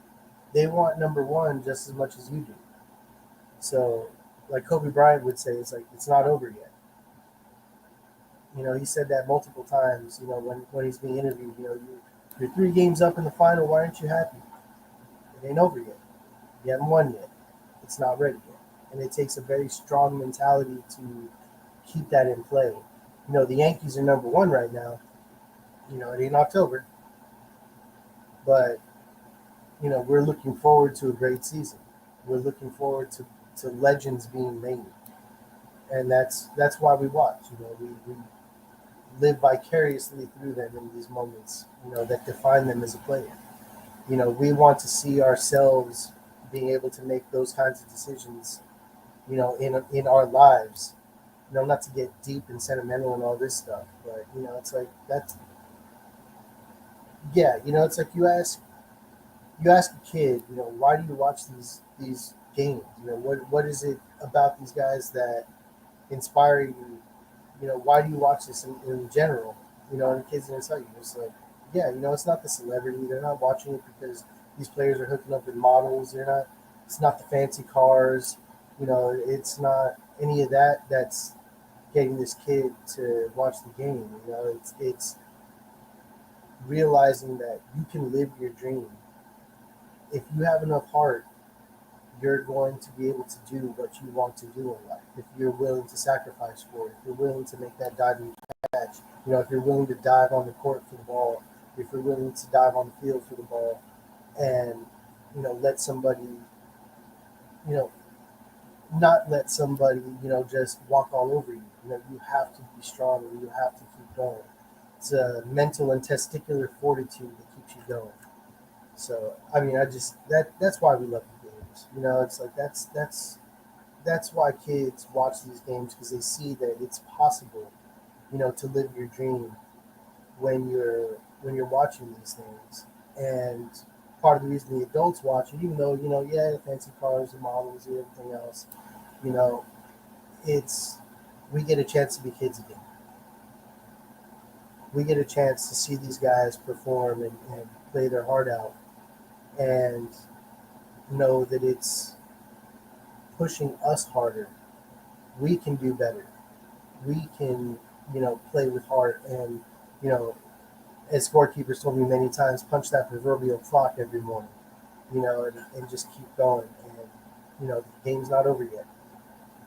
Whether it's, a 9-to-5 job, or whether you're selling things on the internet, or a stock portfolio professional, or whatever it is that your calling is, whatever you find joy in that you're able to do every day, you get to see these players, these athletes doing it, and you realize, what, I can do it too. If I put my heart and soul into what I'm doing, I'll be successful. Second place is a hard place to be in, because you want that number one spot. You want to be, who's talked about. You want to be that legend status. If you go back 20 years, or however many years, the name Michael Phelps. Who was second place? Who was third place?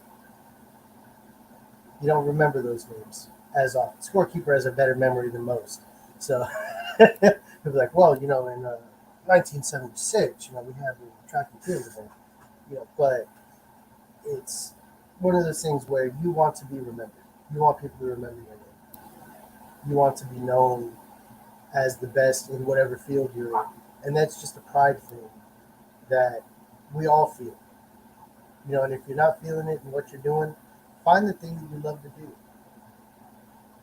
and work hard at that. Because even if you end up in second or third or fourth place, you're going to love what you're doing. And you're going to realize you put your best foot forward, and you're going to be proud of that. Thank you for joining me in my TED Talk. And It's beautiful. San Diego Padres, 36-22. There's a reason for that. They're one game back, folks. It doesn't get much better than that. there was very little that I would argue Dream on his soliloquy right there, and it was just apropos. Now, folks, I'm going to come clean on air. Whenever Dream is on, you know his lexicon goes up, and so does mine. Dream and I flirt with each other through our lexicon. Think about it, folks. We already have fluid language skills, but we're trying to impress the other. We are. It's funny. So we apologize if we lose you. We're You'd have to watch the show with the thesaurus. Dude, I've known this kid since 1999, and when we both caught and we both read a great deal, we would just. He knew I was listening to him, and I knew he was listening to me, and we would just speak to each other because no one else understood us. But anyway, so that's why I always kid around by saying that we flirt each other in the lexicon manner. But you see, there's another word. But anyway, I won't go all highfalutin on you guys. So the hated ones are 31 and 26, 5.5 back. Arizona's 10, and Colorado is 12. We're going to take a quick look at the hapless Harper watch, and we got to put up and shut up. Harper had another good week. He's hitting 407 for the last 7 games, 452 on base, and 1,000 slugging. Folks, that's not hapless in any way whatsoever. He hit 5 home runs, 13 RBIs. He had 11 hits, scored 9 runs and 27 at bats. Folks, in any era, that's earning the quan. Yeah. That's what you expected. Yeah. You're earning your paycheck at that point. Yeah. And good for him. But can he do this in October? I'm sorry? I said, but can he do this in October is the question. You know, we got to see if he's going to be able to pull through. Again, it comes down to the heart. You know, are you going to just do it and make sure you get your bonus and your signing and your, you know, for your contract, fulfill your requirements of your contract and move forward? Or is this, you know, Yeah. boy. Your boy, huh? Oh, yeah, he is a Philly fan. And I think poor Tony, for a while, thought that we were going after him, and we weren't. See, Tony, the reason why we have the hapless Harper one is because Adam Dunn was our boy for the longest time. And for those of you that know Andrea and Lenny from Blog Talk Radio, they really know their stuff. And unfortunately, Andrea and I got into it regarding fantasy and reality. As you know, Andrea is very sharp. She knows the sport, period. Her love is fantasy, and she's real good at it. And she was talking about Adam Dunn being an MVP superstar in fantasy. Yes. And his numbers were there. Well, Scorekeeper, being the bastard that he is, lost his shit and said he is the most worthless number 4 hitter in all of baseball. See, I brought it back to baseball, and she stuck by her guns, and she said, nah. I said, my grandma, if she was batting 4th, would have more RBIs than him because he leaves so many people on base because he strikes out so much. Yeah. And If you swing for the fences, you're going to strike out. It's going to happen. You're going to strike out if you're swinging for the fences on every pitch. Never underestimate the power of a single. Singles turn into doubles with enough heart. Yeah. So, yeah, you know her. She's awesome, man. They are. No, they're great. I love Lenny and Andrea. I was able to jump on their show like once or twice, very briefly, but it was so amazing the amount of knowledge that they had, and I was in awe, you know. And they're great. They're entertaining. I love them, just as entertainers, as people, they definitely know their stuff, and they know fantasy baseball through and through. Oh yeah. Several years ago, I have to find the picture, but as you know, Lenny and I and Andrea went to Portland, and we called the California Quake game, the women's football. And that's when I first met Lenny in 2010 when I went to Portland. And then a few years ago, Andrea and Lenny were doing their World Tour Father Nation tour. And they stopped in and met with me and my wife and him. And I had a beautiful picture of all four of us. Now, at the time, everyone knew that the woman that is my wife, Margarita, does not take pictures. Andrea got her to take a picture, not 1, 2, or 3. So, thank God I still have that picture because that woman would have ripped it up. She ripped up the picture that I have where we were both on the Forrest Gump bench at Paramount Pictures. I know some of it is due to her illness, but yeah, that was.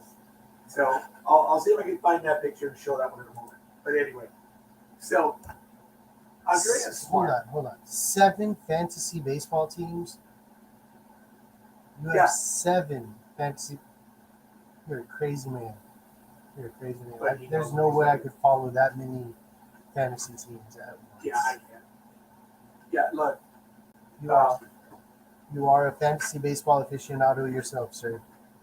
Okay, look. See, on my day off from my regular work, I did 4 returns yesterday, man.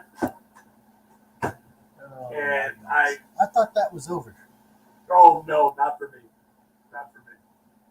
But, so it is what it is. So the Hapless Harper watch is an homage to the Adam Dunn watch. And he's the third one that we have followed.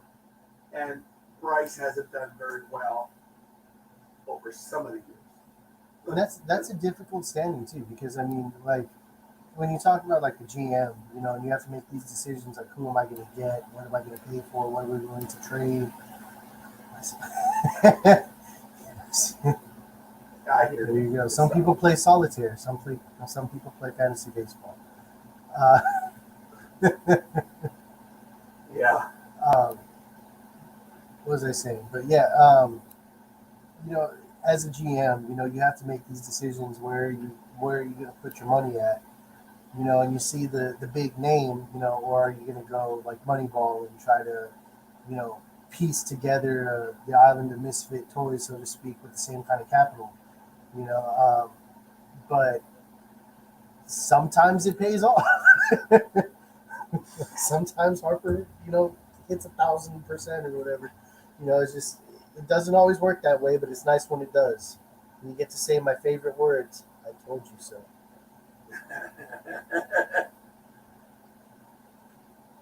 Harper definitely has missed quite a few times, and it's nice when you can say, well, look, this is why we paid X amount of money for such and such a player, because, look at what they're doing now.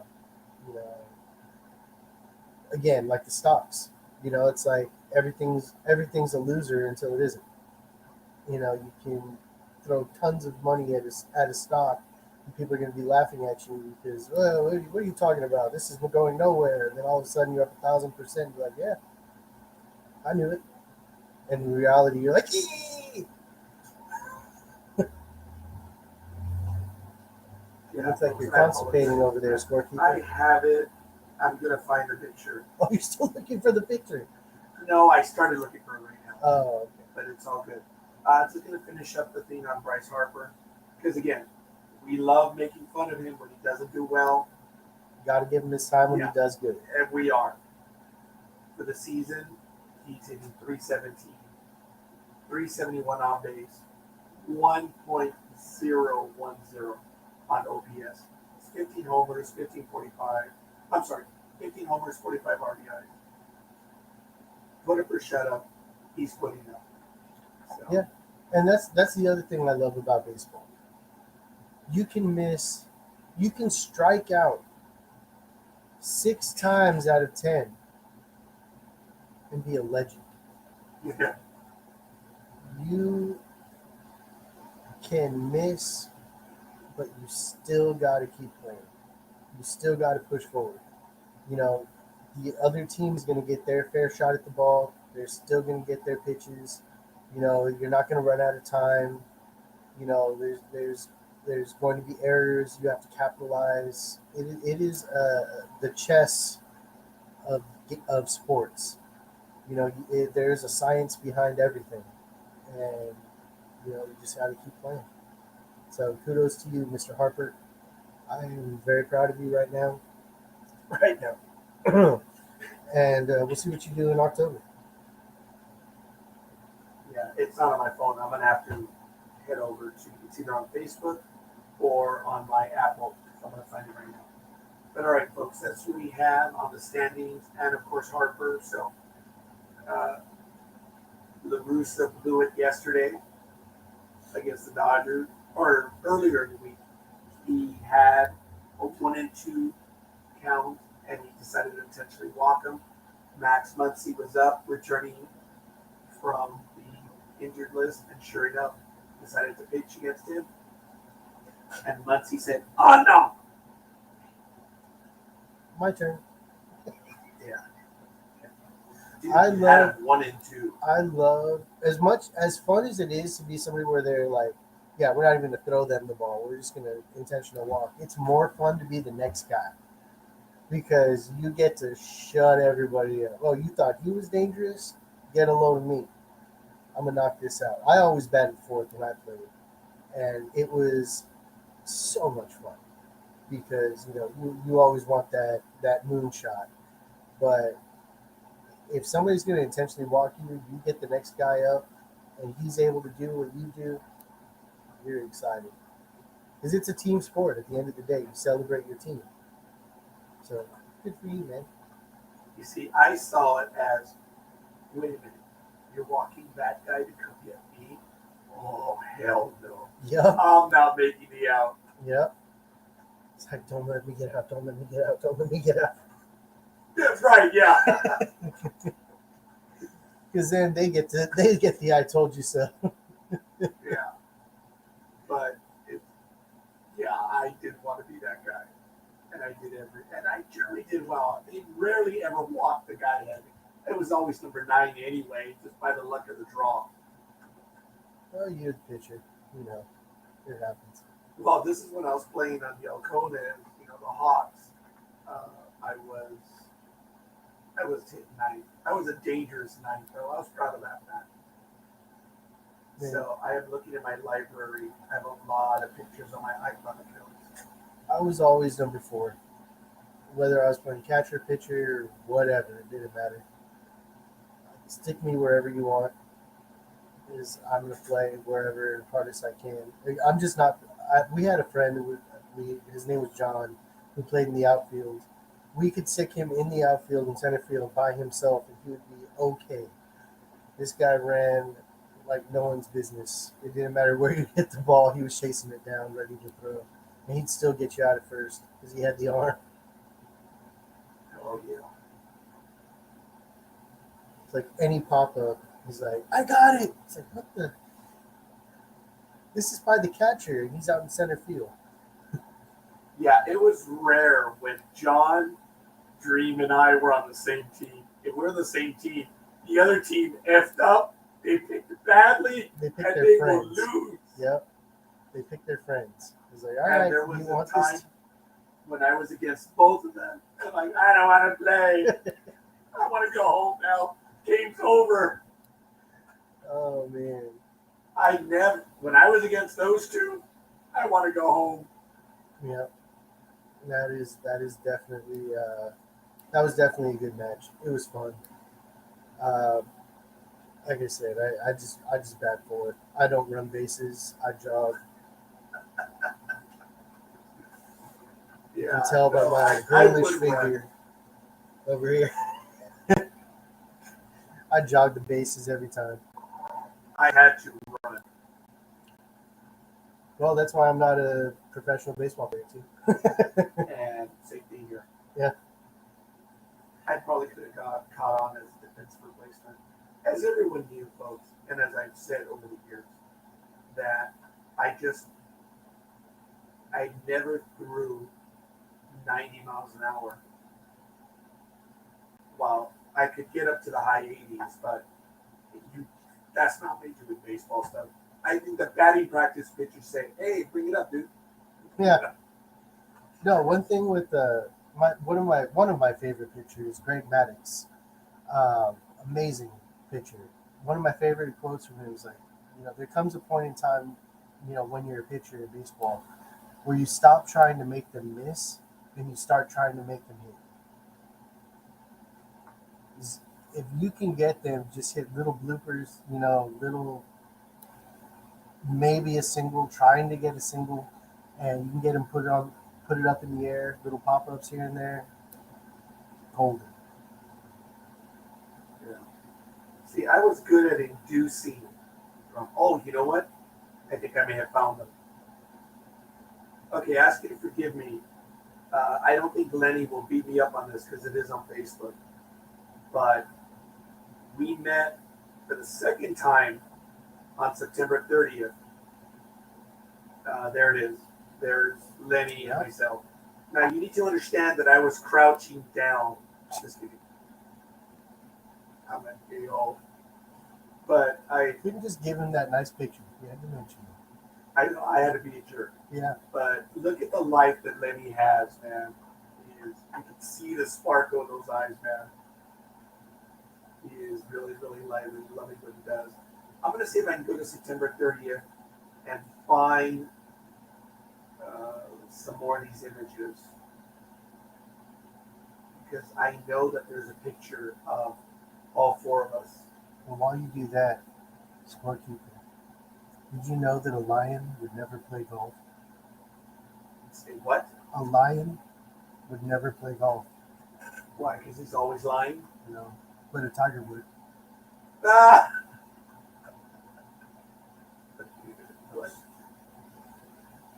I saw that the other day. I was like, oh, that's perfect for Roger.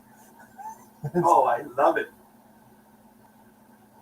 Okay, I think I'm going to be able to find them. I just got to do a massive search on Facebook. Facebook photo dump time, huh? Yeah, that's going to take a while, man. So while that uploads, I'm looking forward to finding those pictures. But like I say, it's one of those rare pictures that I'm fortunate to have. And it's Lenny, Andrea, the woman, Margarita, and myself. Yeah, it's going to take me a while to get over there. So anyway, while that stuff loads up, we're going to continue with what we're doing.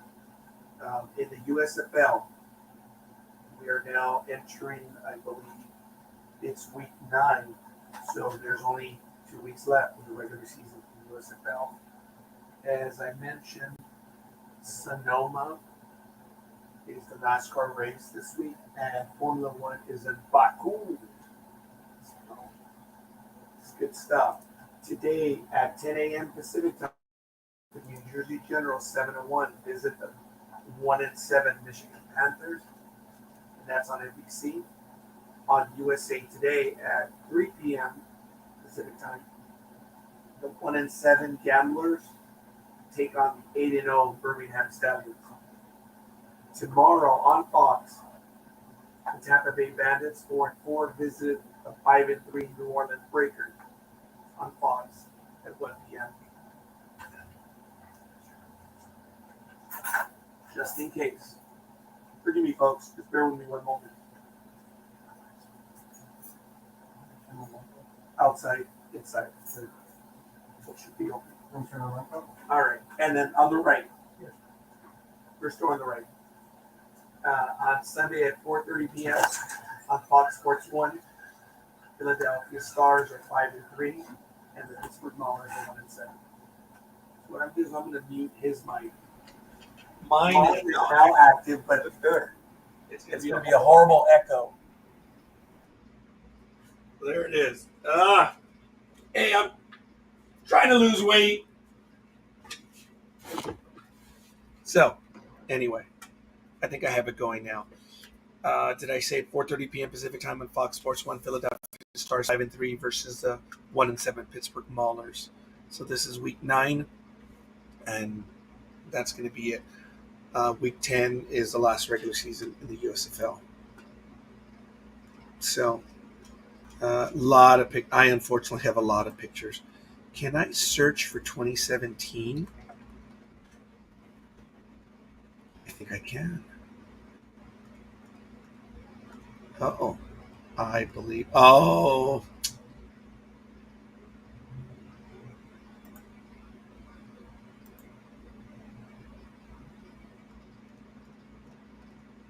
I think it's going to be all my posts. Oh, that's disgusting. Oh, we'll see. I thought it should work where since I'm in the photo section. Oh, wow.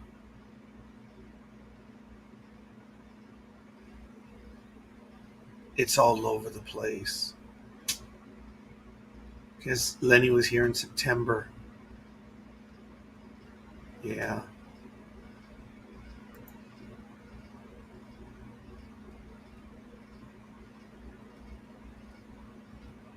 Yeah, they're not in order. Darn it. Okay, forget it.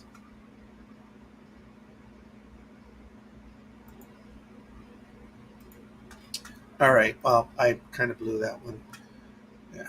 Well, you saw one of them, Lenny and myself. I've considered myself fortunate that I've been able to meet him twice, and yeah, they really do good stuff over there. And they're usually at 9 a.m. Eastern time, still on Block Talk Radio. I think they're doing the videos. I think Andrea does videos from time to time, but it's all good. Now, you know what's funny is now it's not letting me go to the search anymore. So it's being stupid. Oh, man. Darn it. This computer is set to be replaced. I already have the replacement coming in, and we'll see. It's a i7 quad core, 32 gigs. Oh, it's an ugly, ugly monster. It's a Lenovo, I believe. And I'm really happy about it. I can't wait because this computer that I've had it for quite a bit of time now. I didn't realize. I've had this one for about 7 years, and it's 16 gigs, but it is giving me problems, and it's got to go. So, I'm glad I'm finally replacing it. Darn it. Really. Now, I think if I can do a... Oh my goodness. It's on my main page under photos. Okay, folks. Here it is. This was awesome. This picture means a great deal to me. It can't get ripped up. There he is, Lenny, Andrea, myself, of course. Of course, that's her. You guys know I say things, and I probably shouldn't, but that's her.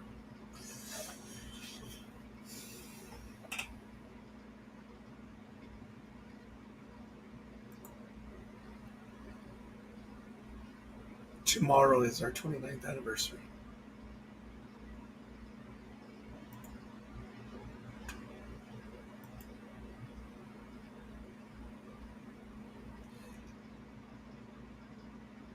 Dreem made the comment earlier that I have a lot of stuff going on, all these monitors and things. I guess I like my life to be complicated.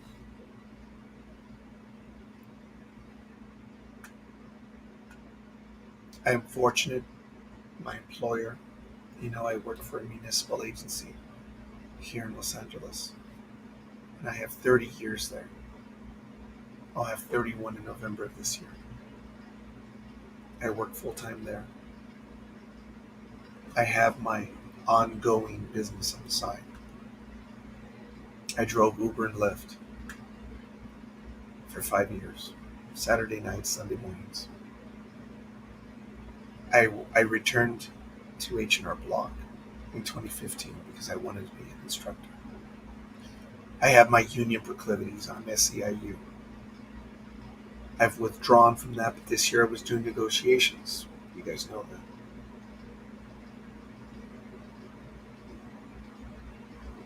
I am not sharing this with you for sympathy's sake. I'm sharing this with you because we all have priorities. And I made the mistake of working too much, wanting to provide. Folks, I lived a middle class life growing up. I have not provided a middle class life for my family. I had almost everything growing up. My father did very well for us. I did. Growing up, I had a middle class life, stable. I had almost everything I wanted. I believe my daughters had almost everything, but they didn't have everything. And I know they didn't. But I did everything I could. But I was always working.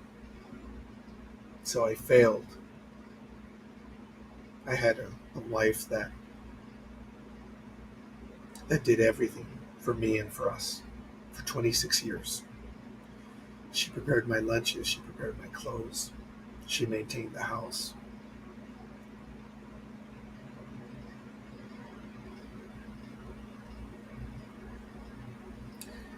But I guess I didn't do what I was supposed to.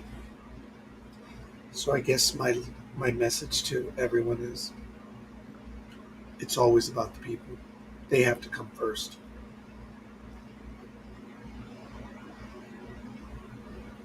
Don't work to provide.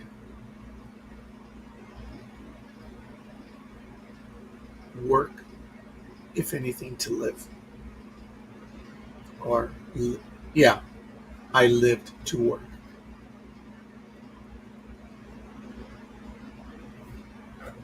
Sorry.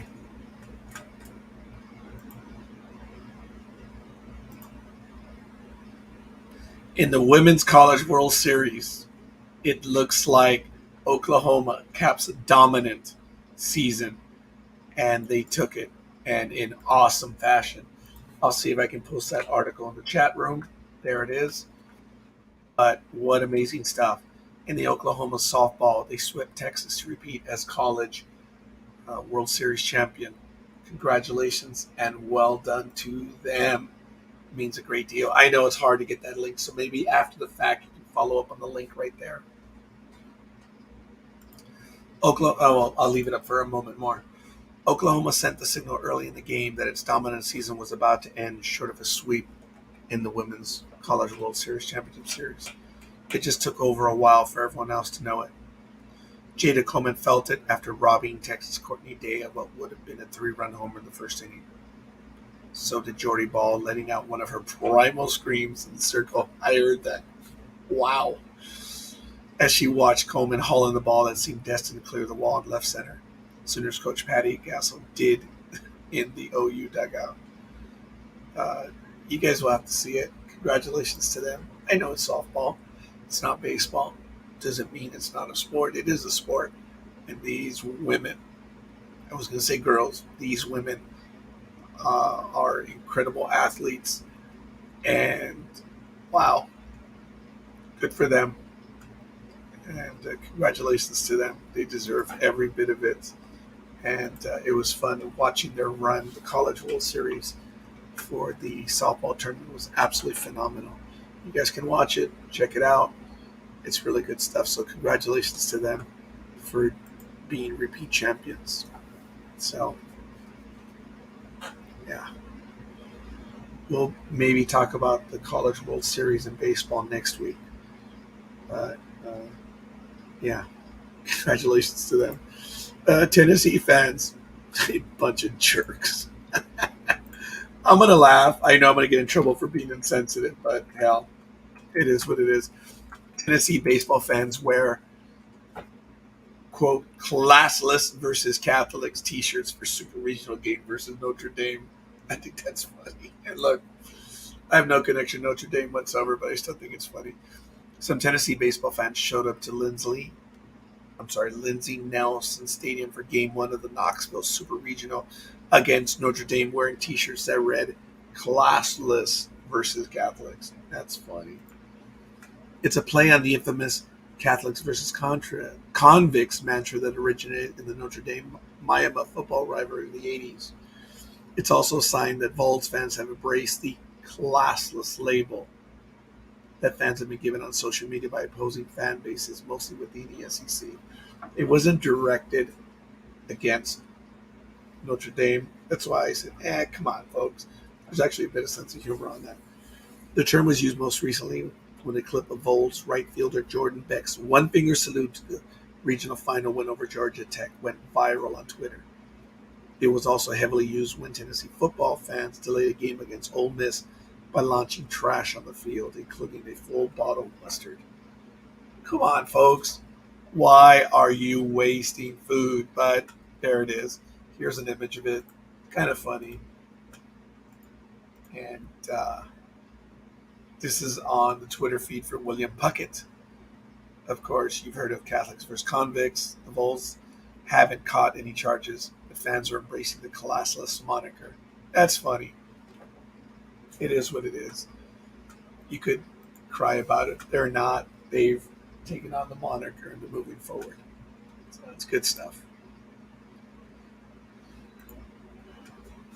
Switching very quickly is cycling. Former Tour de France champion Greg LeMond reveals leukemia diagnosis. Cycling, lots of cancer, folks. Absolutely horrible. 3-time Tour de France champion Greg LeMond has announced he's been diagnosed with a treatable form of cancer, chronic myelogenous leukemia. I'm sure I butchered that one. In a statement posted to his personal website last Thursday, LeMond said the illness is not life-threatening, but has resulted in bouts of fatigue and will prevent him from attending this year's Tour de France in person. I hope he is able to recover quickly and get back to it. Cycling is better off with him than without him. So hopefully he will get well soon. He'll be able to get this treatment stuff out of the way and everything will be good. We touched upon it during the week in the NFL that the Broncos have been sold. $4.5 billion. I'm sorry, I take it back. $4.65 billion. Wow. The ownership group is headed by Walmart heir Rob Walton, and apparently they're going wild on it because it clicks off a lot of the diversity boxes. See, and this is disappointing when you have to report on this, being a minority myself.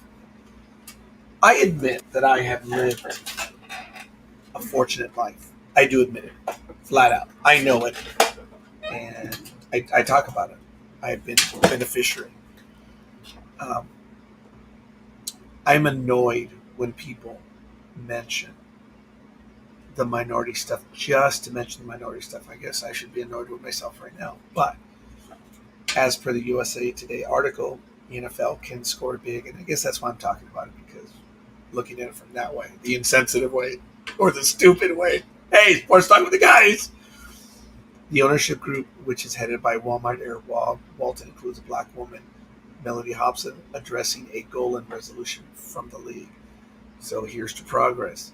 Hobson, of course, is co-CEO of Ariel Investments and chair of the board of Starbucks, which is also in the mix.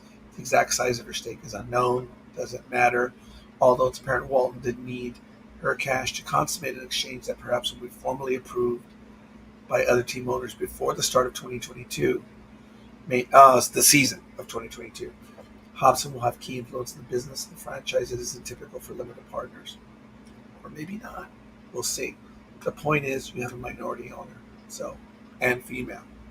So that's good. Hey, it is what it is, folks.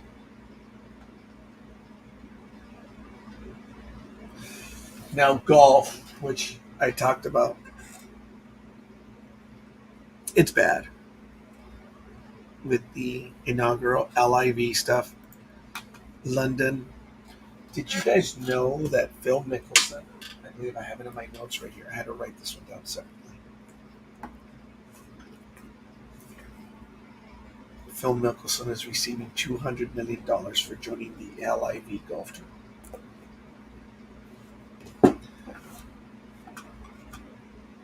So the ones that will compete in the new Saudi-funded LIV Golf Invitational.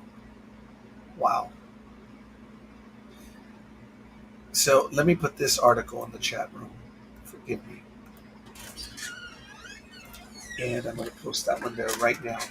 I don't know if the link is going to be able to be read very well, and I apologize for that.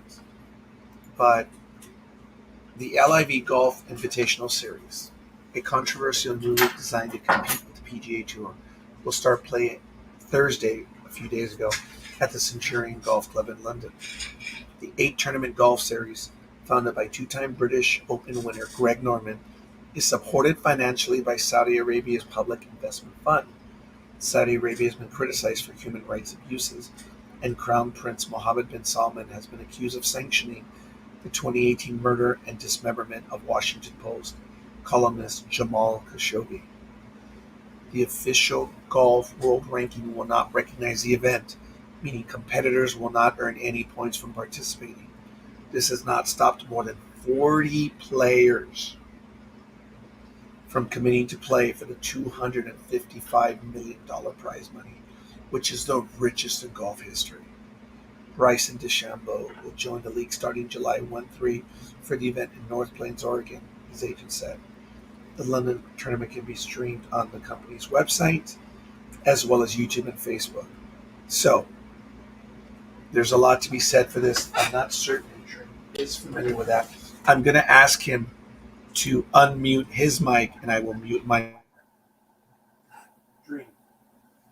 Yes. You heard a little bit about what I was talking about the LIV being a new league like Greg Norman, but they have Saudi money. Everyone who is in the LIV has now been banned from the PGA. Really? It happened, I believe, on Thursday. You said 40 people? We know of 40 that have committed to it, but the PGA has banned them. Ooh. That's a lot of people. Or they've suspended them. So they have Saudi money? Yes, from the National Investment Fund. They invested in Bill LIV. Mickelson. Bill Mickelson is probably the biggest one. Dustin Johnson. Wow, Phil Mickelson is definitely a big name to be taken out. How does that affect the rest of everybody? Blood money. Blood money. If you look at Saudi Arabia, they took out Khashoggi. MBS, was involved, or his minions were. And we know that women's rights, minority rights, and non-believer rights do not exist in Saudi Arabia. Right. This will be my comment on the belief system, but in Saudi Arabia and other nations which are theocracies, such as, Turkey is almost a theocracy, but if you are someone of a different belief, you are unable to purchase land. So a church, a synagogue cannot be opened. Do they exist? Yes, I don't want to say they're grandfathered in, but the way the law is written, they cannot own the land. Now again, I'm not going to get into the grandfathered stuff, but if I wanted to build a synagogue or a church, I am unable to do so in many countries such as Saudi Arabia, Iraq, Iran, Turkey.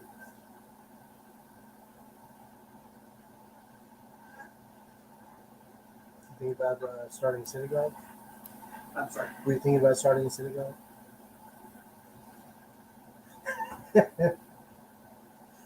I'm It joking. depends how hard up I am for money. Right. Depends how much of a tax break you needed. I'm sorry. Can't reveal everything. Oh man. I'd be disrespectful, folks. And Yes. I apologize. We're making a joke. We're stupid. Yes, we are. You know that. We already know this. We are all idiots here. We're just playing in a big pond. We readily acknowledge.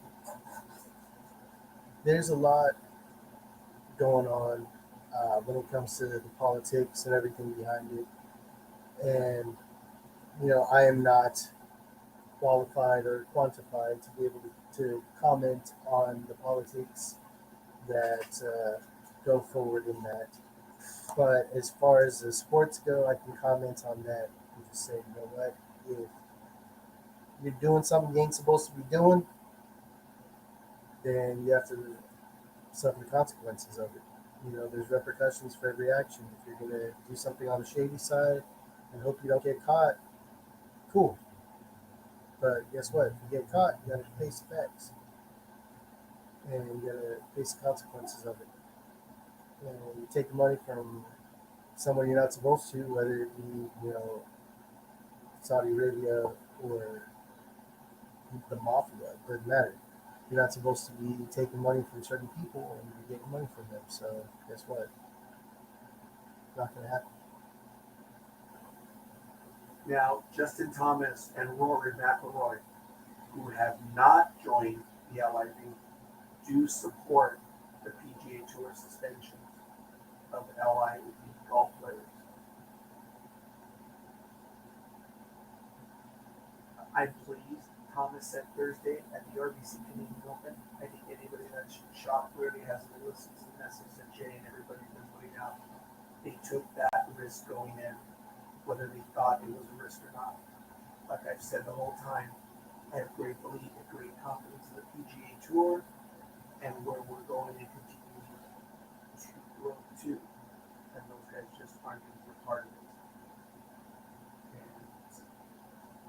And Thomas was asked if it would be awkward to see some of his former colleagues and Ryder Cup teammates, such as Dustin Johnson and Phil Mickelson and others, next week at the U.S. Open. I saw DJ last week at home and it was fine, Thomas said. I would say a lot of the guys, myself included, aren't as a U.S. Open to socialize. I'm not there to have a conversation and catch up. I'm sure it will be awkward. When I saw DJ last week, I didn't know what to say. If it was a congrats for a bye or whatever it was. It is what it is. I think we're all grown-ups and we understand there's going to be some guys who can make some jokes too, and some guys have to leave it alone. But in the end, we're all there to win a major. I mean, some people are more crass than others, like us.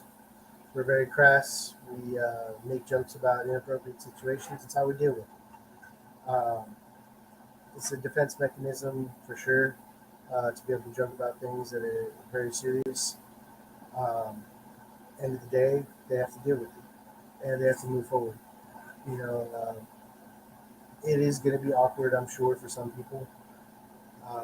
No matter what happens, that we've all had that one coworker that got suspended from HR for making weird comments or, staring the wrong way at somebody, and then they come back to work after their suspension, and you're just like, hey, how's that coffee going? You can't, really touch on the intricacies of it without getting into some deeper conversations. But they're all professionals, and they got to figure out what works best for them. And it comes down to it, whether when you make those decisions, whether intentional or unintentional, whenever somebody's saying, here, take my money, it's best to look into where it's coming from and to know what that entails and what repercussions could come from it. You don't want to have to owe somebody a favor at some point.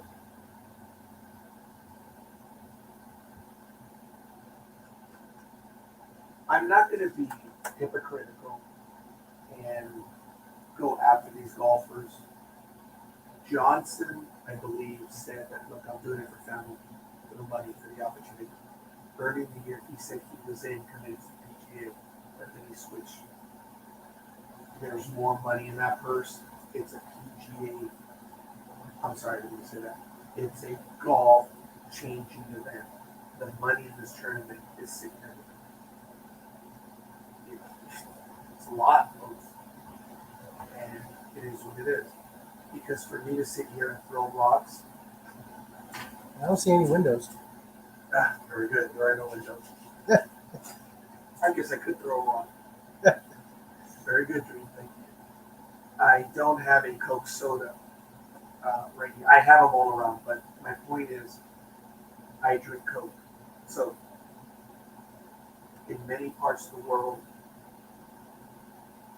union members or people who are trying to organize are killed.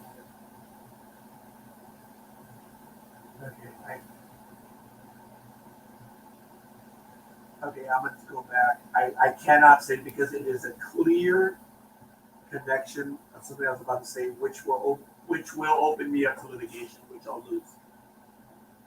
Let's just say that my union members and family in other countries suffer at the hands of corporations that are against them. And I'll leave it at that. I'm not making any connections. I know there was an errant thought. I ask you to ignore it, but understand. I'm not going to sit here. I struggle with it. So I'm not going to be the one to throw rocks at these golfers. It's bad. It's blood money. But there are other people that don't have the same unique connection that I have and take other products that are dirty in the world. Careful the rocks you throw, people. It's true. I mean, look at major corporations, no matter what the corporation is, are in it for profit. Even our own government. Think about this. And I have no connections to anything, so I can say whatever the hell I want. I've actually had to shut myself 3 times today. That's rare. Try getting Roger to shut up about anything. This doesn't happen. But just think about the rocket ships that go into space. You know, they're paying millions and millions of dollars for the lives of everybody that's out there. You know, and all our astronauts, and all the pieces are purchased and bought to the cheapest bidder. You know, whoever's going to pay whatever you have to pay the least for, you know, they're going to make their profits. He's making more coffee. I apologize. I'm getting a cup of coffee.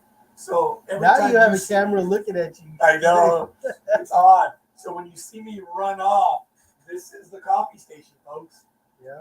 They're the liquor bottles. Hey, Dreem, look. You still got that? Oh, the Bushmill 16 year. And let me guess, you haven't even opened it, did you? No. Oh my God. I'm letting it age a little bit. Dude, this is a Bushmill 16 year. This is from the program that we did in the evening with DA. Last year. Yes. So, folks, this is a promise. This Bushmills will be drunk. We're not going to drink it. We're drinking. It will be drunk in Arizona when Dreem moves to Arizona. Hey, I like that. And we will do a program from Arizona. Which is cool. That sounds My coffee's almost done. I apologize. I have to keep it going. But these are all the bottles. Folks, these have been given to me by my clients. This is Japanese plum wine. Ooh. Coralejo. These are all drinks that I've been given by my clients. It's unreal. I have to have this peach wine fast because it will not sit for long. No, once you open wine, you gotta Okay, tear well, that up. it's not open. But then I have my classmate, Anthony Calvano, bottled his own wine. Oh. He did it in 2017, class of '87. He bought bottled his own. You still doing that? I think he's continuing. Yes. That's awesome. And then I have a Santa Margherita Pinot Grigio. Okay. I'm hoping one day Claudia will say yes and drink that one with me. Oh my goodness. She's never gonna say yes. No, she's not. And thank God she works for me, so we'll leave it at that. I'm being stupid, folks. I apologize. I have listened to my voice. What else is new? And then this was also a collector's item. Oh, the boot. Yeah. Das Boot. Das Boot.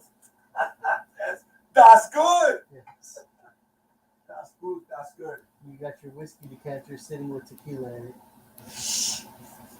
I'm telling you. That's a shame. I can look at it and see if that's wrong. I know. And most people guess right when I say, I'm Mexican. And they say, oh, tequila. Like, I know. It should be brandy. But brandy is darker, isn't it? It should be whiskey, not brandy. Really? Yes. That is a whiskey decanter. How do you know? There's two types of How do idiots like me make it look good? There's whiskey decanters. First of all, Roger, spend more than $20. Shut Dreem up on that one. Whiskey is good to sit a little bit longer than a brandy. So usually whiskey will go into the decanter. And whiskey usually you'll have either square or there will be circular ones as well, types of decanters we use for whiskey. But yeah, that's a whiskey decanter. Sorry. No, that's cool, man. I'm glad you made that clear. Sorry, folks. I had to get that because I'm starting to lose my voice again. So the caffeine is definitely going to help you. So what? I said the caffeine is definitely going to help you with your voice. Yeah. He's making fun of me. Don't I always? So, really, have you touched basketball yet? No, I was about to go to that. Let's go for it. All right. I just want to say something that was very classless in the Warriors and Celtics game. First of all, we all know I hate the Celtics. I hate Boston with the passion. I am a Yankees fan, so I hate Boston there, and I am a Laker fan, so I hate Boston there. However, I do not condone the chanting from the Warriors fans at one of the games in the finals against Draymond Green. And the fans, I don't know if you've seen the video or you watched the game, but it was on live and you can still see it on YouTube. But the fans were chanting very inappropriately, saying "F you, Draymond." It was very classless. I do not condone that. As much as I hate the Boston teams, I do not condone, just straight out cursing like that for a whole chant and for the organization to encourage it. The announcers did their best to try to just talk over it, but they kept going for a while. They're just trying to get a reaction out of Draymond Green, trying to get him a technical, trying to get him kicked out, etc. But at the end of the day, have some class. It's a game. We're all trying to enjoy it. They have to cut away. It affects all sorts of different things going on with it and stuff like that. Much like the cheerleader / stripper that ran out onto the field. You got to cut away from that. You can't be showing that. So I do not condone that. Shame on you. Let's just enjoy some basketball.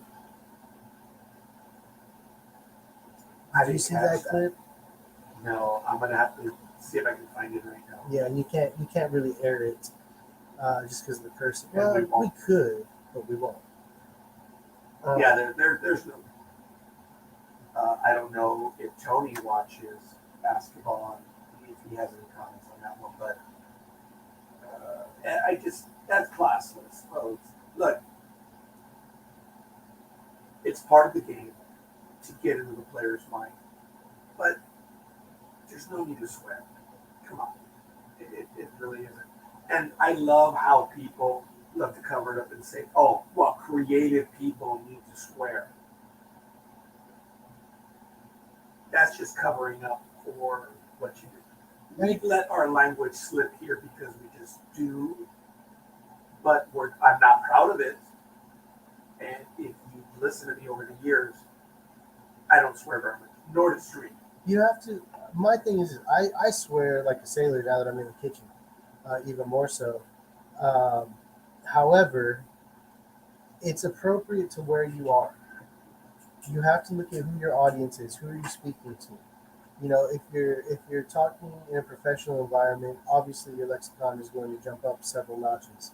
You know, if you're talking with your buddies, having a beer, you know you're gonna swear. It's just a thing. You know, but your your verbiage of choice has to be appropriate for the situation that you're in. You know, and like we were talking earlier about, you know, the girl running on the field. You know, it's like kids are at these games. Kids are watching these games at home on TV. You know, it's like, is this really the example you want to set for your kids? You know, did you ever watch? I know Scorekeeper watched the movie 42 about Jackie Robinson, and you know, there's this kid and father having a sweet moment watching the game, and you know, the Jackie Robinson comes up, and then all of a sudden, you know, the father starts chanting using the N word, and everybody around him starts shouting out the N word and stuff like that. And then the kid looks confused, and then he starts using the N word, and it's a learned behavior. You know, and now obviously, you know, "fu" is not the same as using the N word, because we won't even use the N word ever specifically for that reason. But you know, we're teaching these kids that that is an acceptable behavior when we need to keep the purity of the game. You know, they should be able to go to the stands, enjoy the game, have a wholesome moment. You know, whether it's, you know, with their parents, their friends, you know, whatever. You're at home, okay, whatever. But it kind of ruins it, in my opinion. I agree. It does. We are not saints, as I've said over and over, but we don't go there to do that stuff. I'm not against anyone doing that, but it's just, there are people watching too. Why? Why do you have to be that way? But you know what? These are the kids that were beaten up at home. These are the kids that never had much, and now they're out in the world and they don't care. And it's just, I'm sorry, it's an issue of being an adult versus that. I'm not going to give it a title. But Dreem, I've heard your language. Maybe you respect me. I don't know why. I do. I have some but respect. You don't swear around me in the manner that you say. Again, it's about the audience you're with. You know, and when I'm with you, you know, we enjoy the upper class You lexicon. don't swear like a sailor. No, when I'm in the kitchen, you know, all these guys are adults as well. You know, we're dealing with the hot, loud, you know, kitchen, and it's a more, shall we say, it was just a different environment. You know, and when you're talking with your buddies and your friends, or you know, or whatever, you know, it's a different situation. You know, wherever you're at, and to try to get somebody who works in the kitchen to not curse is like slamming your head into a brick wall. It's not going to happen. You know, we are a different breed in there. You know, when I hire a server, you know, you want them to have great customer service skills. You want them to be very friendly and outgoing. You know, when you hire a bartender, you want them to have, you know, great skills with multitasking. You know, being able to handle high stress environments. You know, when you hire, you know, a kitchen worker, you expect them to do just a little bit of jail. You know, I got that. it's it's just one of those things. You know, we're a different breed. It takes a different breed to be able to handle working in a kitchen. You know, and it's nothing negative, nothing bad. It takes a little bit of crazy. It takes a little bit of being able to get your hands dirty and I mean, obviously wash them before you touch food, but I'm saying like you got to be able to do the hard work, and it's a different type of person that works in a kitchen than it is, somebody who works in an office from 9 to 5. There's a completely different rule set. There's a completely different expectation of what you're supposed to be doing. So, at a basketball game, chanting in front of kids, not the place you want to do. You don't curse in front of kids. Just like you wouldn't curse in front of your boss, just like you wouldn't curse in front of your priest. Just like, yeah, I don't know. Sometimes if it's right. When they start spouting some stuff, you gotta put the foot down. Okay, yeah, but that's an asterisk. Yeah, that's an asterisk. I do want to show a picture, folks. I'm way off topic. Oh, this is my the three of goodness. us at Thursday's game.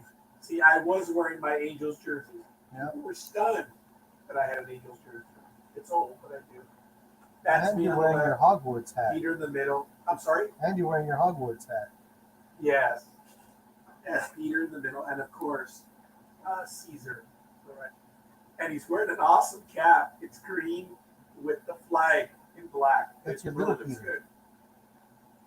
good. We had a blast, folks. And I hope we have a chance to go again. And as you know, for those of you that are friends with me on Facebook, Caesar has been in a lot of my videos. He's cool, man. He's the butt of the jokes often, but he's really good when it comes to it. I was going to say, when I make it to Arizona, I'm going to be about 20 minutes away from where we're looking at. We haven't locked down a place yet. We still have to meet with real estate peoples. But from where this we're is a looking, lot more serious than yeah. Well, I mean, we went scouting in Arizona just this last week, and for our next location, and where we're looking, we're about 20 minutes away from Diamondback Stadium and from the Cardinal Stadium. So I'm looking to like split the difference between the two, Scottsdale area. Oh, okay. I was about to say, give me a spatial orientation. Yeah. So there's like on one side you have the Diamondbacks, and then you have the Cardinal Stadium, and they're about maybe 30 to 40 minutes away from each other, and we're looking to like kind of split the difference, kind of in there. It's a area around Peoria. You got Scottsdale. You got like in the Phoenix area. If that's the broader sense. As I mentioned, I'm going to pick up my brother. He has dialysis Saturday morning, and he's done at about 9:30. So we're going to finish the program at 9. I'm going to zoom down to Anaheim, pick him up, and then we're going to Arizona. That's a 6-hour drive. Yes. Depending on how he feels, I believe Arizona is playing. We may try to catch a game in Arizona, depending on how he feels. And then we'll probably end in Flagstaff. Mm. And then in the morning, we'll wake up, go to the crater, and then we're going to go to Winslow, 4 Points, come back to Monument Valley, stop, do the Forrest Gump thing. Remember the movie where he turns around and says, "Oh my God, he's about to say something." I think I'm going to go home now. Yeah. There is a highway marker right there in Monument Valley as to where he stopped, and you can go ahead and take pictures there, which is kind of cool. And then we'll probably come back, and depending on how we feel, we'll either come back all the way or maybe go to Las Vegas and end the evening in Las Vegas and then come back on Monday. So I have a holiday Monday. Oh, there you go. Juneteenth for me. Yes. Juneteenth. God love it. Yeah. That sounds like fun. That's another benefit of being in Arizona is you're hop, skip, and a jump away from California or Vegas, depending on how the mood strikes. You can get I think from here to Arizona, the flights are like $85, $95 round trip, something like that. Well, not that they're a vendor or a sponsor, but Alaska Airlines has a program where it's like $49 a month, and you get like a certain number of flights to Arizona, Nevada, and Oregon. Oh, And since you're going to be in Arizona, that might I be would worth it. look into checking that out. I cannot wait for this young man to move to Arizona. Look, I'm going to say it on air. I told Dreem when would be a good time to go to Louisiana in November. And he gave me the dates and stuff. And I said, okay, well, I'm going to go out there and visit. And he says, yeah, I was giving you that for conversational purposes. You're coming here for Thanksgiving. I was like, oh, shit. Yeah, we He gonna has feed a you, huge man. family. We gonna feed you, sir. Well, but it's a family event, dude. Your family, brother. You know that.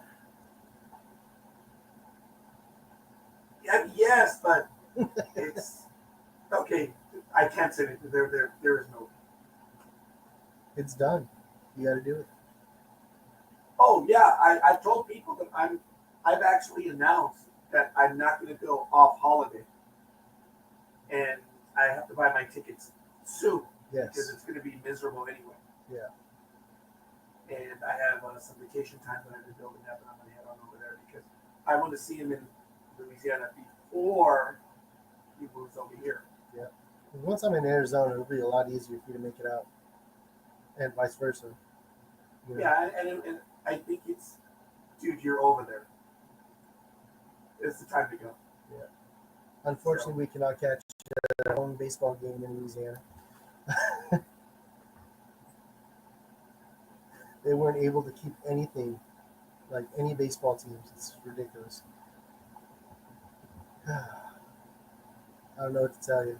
We couldn't even keep we had like a minor league team. They couldn't even decide on the name. They finally decided on the name. Then it was like the baby cakes. It's like, why? No, I don't know. It's sad, really. You But probably, I tell you, I am looking forward to being able to head out there, and I'm looking forward to.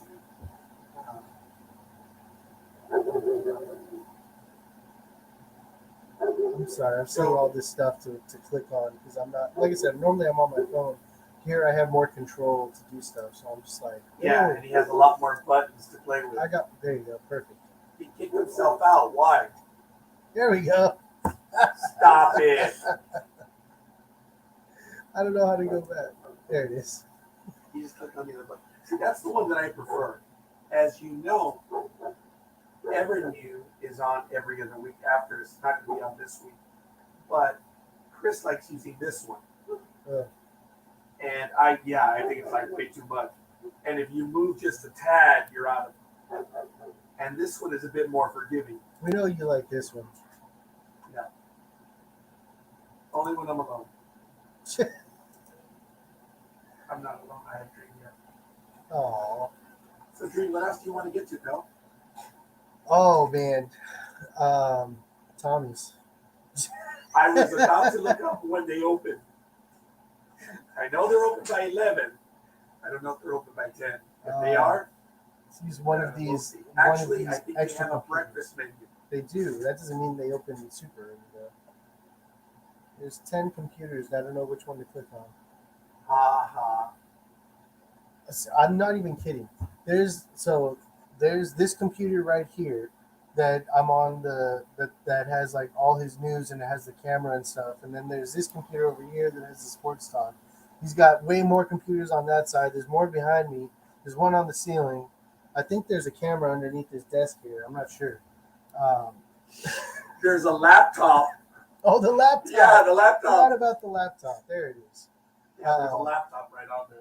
So it's like I want to go explore and start clicking, but I don't want to pull up anything I'm not supposed to.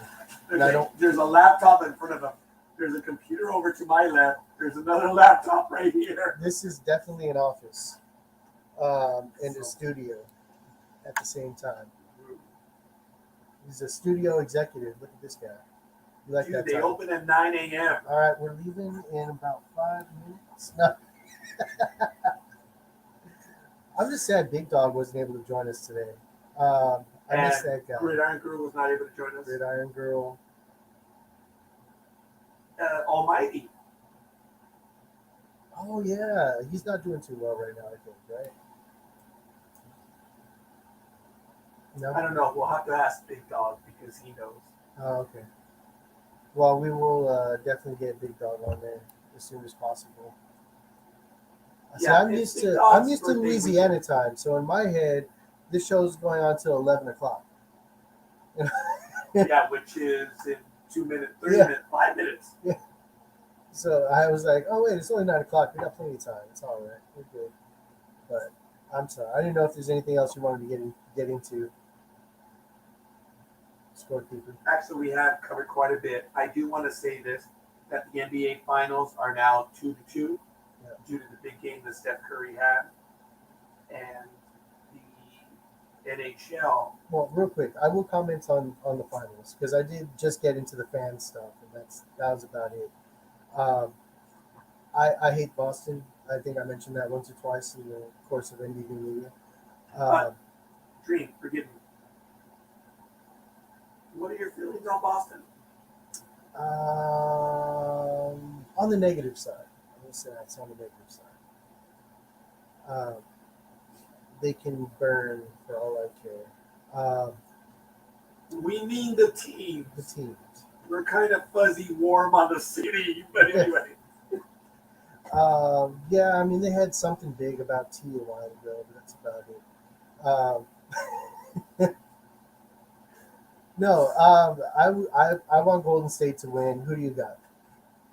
Golden State. Okay. And I'm no fan of Golden State. No. So, keys for that to happen.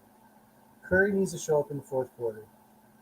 I think one of the last games, not the last game, but the game before, he was like negative 30, like in the rankings for fourth quarter. Like, he just doesn't show up. They need Klay Thomas and Jordan Poole to handle their business. They need Klay to be Klay. The reason Steph was so lackadaisical in the fourth quarter, Steph always has a big third. He always has a big third quarter. But he usually gets lackadaisical in the fourth because that's Klay Thompson's time to shine.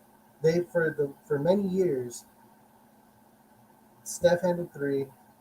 Klay Thompson said, "Oh, I see what you can do. Let me raise you, and let me jump in." And he handled the fourth quarter. But Klay's coming off of his injuries. He's still not 100% up to himself, in my personal opinion. I think he can do a lot better. Give the man some time. He'll get back into form. Excuse me. And Jordan Poole is going to be another thing to keep. That's the unsung hero right now. Excuse me. He needs to step up, but I just don't think he's ready yet. I don't think it's his time for the spotlight just yet. I think next year is definitely going to be a realization moment for him where he's like, look, I can hang with the big boys. I had my moments, but I want to say he kind of reminds me of like Jeremy Lin. Not in the basketball style sense of any kind like that, but just he's having his moments and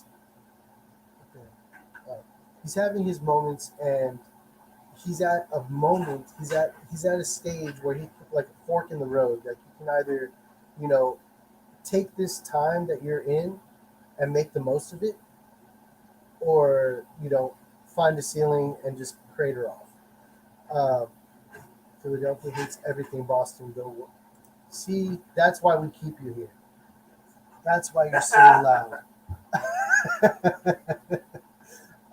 I'm just going to leave that up for the remainder of the show.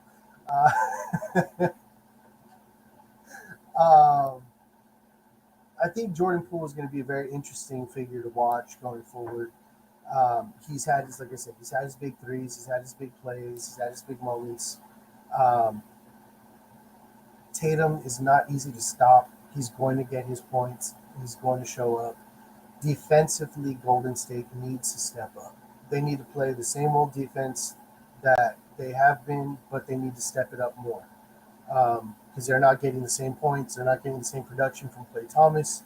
Uh, they're not delivering like they normally used to. So they need to up their defensive end. Um, but I will definitely take the Warriors. Originally, I said Warriors in 6. I might have to stretch that out to 7. Um, but I really want the Warriors to pull this off. Yeah, look, Game 4 was impressive. This is what Golden State does. I'm stunned that it's 2 games to 2, but Boston. Boston had the tougher road. They played with a lot of heart, and I think that's the main difference. Like we were talking earlier, you're not going to out heart that Boston Celtics team right now. You have to outskill them. Boston had a much tougher road to get to where they are, and they are performing. They are busting their tails to not let this opportunity pass. So I have. Yeah, it's obvious they want it. Yeah, they want it bad, and you can see it. And Golden State came in, and they're like, "Oh yeah, we got this, no big deal." And look what happened. I strongly feel that if Golden State wants this, they got to play smart, technical basketball. They have to get back to basics on defense and really up their game. And it's going to be up to Klay Thomas whether he's going to, take a step up or if he's going to, try to let Jordan Poole handle his thing. But Klay Thompson's not old Klay Thompson. He's not old Klay. He's got to find that zone where he's comfortable in and let him and capitalize on that and be just dangerous enough to keep the defense on him and play smart basketball. You don't always have to take that, 30-foot three-pointer. Sometimes you have to make the extra pass and let somebody else take it. But Steph can fire from half court for all I care. He's going to knock her down. But I mean, they're a very talented team. Look out for the defense. Look out for Jordan Poole, and we need smarter basketball from Klay Thompson. That's for Warriors' key to victory. If anybody has any comments, I'd love to hear it. But I mean, that's my opinion. Be that what it may. I appreciate that, Dream. That's significant analysis on it. Look, it's 1-1-1 from here on out. The series is tied. You forget the first 2 games. This is it. It's the best of 3 series when I take call. And I hope it goes 7. I hope Golden State. No, I hope Golden State takes the next 2. Yeah. So, very quickly, switching gears, hockey. The Avalanche are in. And I believe the New York Rangers are 1 game away. No, the Lightning messed up. Lightning beat the Rangers. They're 1 win from the Stanley Cup final. So, we'll see what happens. Folks. So it's going to be Avalanche or possibly the Lightning. Yeah, right now. I do want to comment very quickly on Jack Del Rio. Did we forget, folks, that this what he did when he was down south as head coach? Remember that? Guy has an attitude. So he said some stupid things. They are stupid things. And he referred to January 6th as a dust-up. People died, folks. It's not a dust-up. And I'm not going to get into the political stuff. But as an assistant coach, shut your mouth! There's no reason for you to be commenting on stuff in Washington, D.C. Okay? Stay in your lane. Stay in your lane. Yes. Okay. Look. I guess I own the name NTV Media, but I never tell these guys what to say or what not to say. There's a reason why they are on this program, because I believe in them, and even though we have different opinions, God knows if you've seen this program, Big Dog and I get impatient with each other, whether it's due to the procedure or our beliefs, or because we've known each other for so long. But it doesn't end. We listen, we get angry, and we move on. We're not going to beat each other up. We're not going to damn each other or block each other. So We're adults. we're adults. So my point is that these gentlemen, number one, I trust them. But even if I disagree with them, I'm not going to cancel them out. So if we were a money-making endeavor, that might be a little bit different. Yeah, that would be a little different. We would definitely be a little bit more respectful. And we would have Yeah. a lot more plugs, like this sponsor right here. But we keep it free, we keep it exciting, and we try to just be ourselves. So thank The you only for thing having I've us. ever man. told these guys is just don't be stupid, which we violated every day. Yep. So Home that's of the the Monday standing morning order that's quarterbacks. become a joke. I'm sorry, Drew? Said home of the Monday morning quarterbacks every Saturday morning, Yes. But etc. say ad whichever you nauseum want. ad infinitum. Yep. I do my best not to spew hate. That's not what we are. And I do not tolerate hate. Genuine hate, I have no place in. Except for And the Celtics. I will cancel it out. If I know someone who's hateful, I don't have time for them. But I will not spend time. I will not waste time. So, but anyway, I went too far extreme. Jack Del Rio, Tucker Carlson had nothing better to do and go crazy on what happened because he got fined $100,000. I think that's a lot of money. That was way too much. He should have been fined, maybe just suspended and said, dude, we need you to keep your political commentary quiet. Okay? You now represent the Washington Commanders. Dude, we have a fan base that is worldwide. Don't alienate anyone. And that's what he did. Tucker Carlson, on the other hand, was calling fascism, and this is America. Dude, you're an employee. If you don't want to work for the Commanders, go somewhere else. That's exactly right.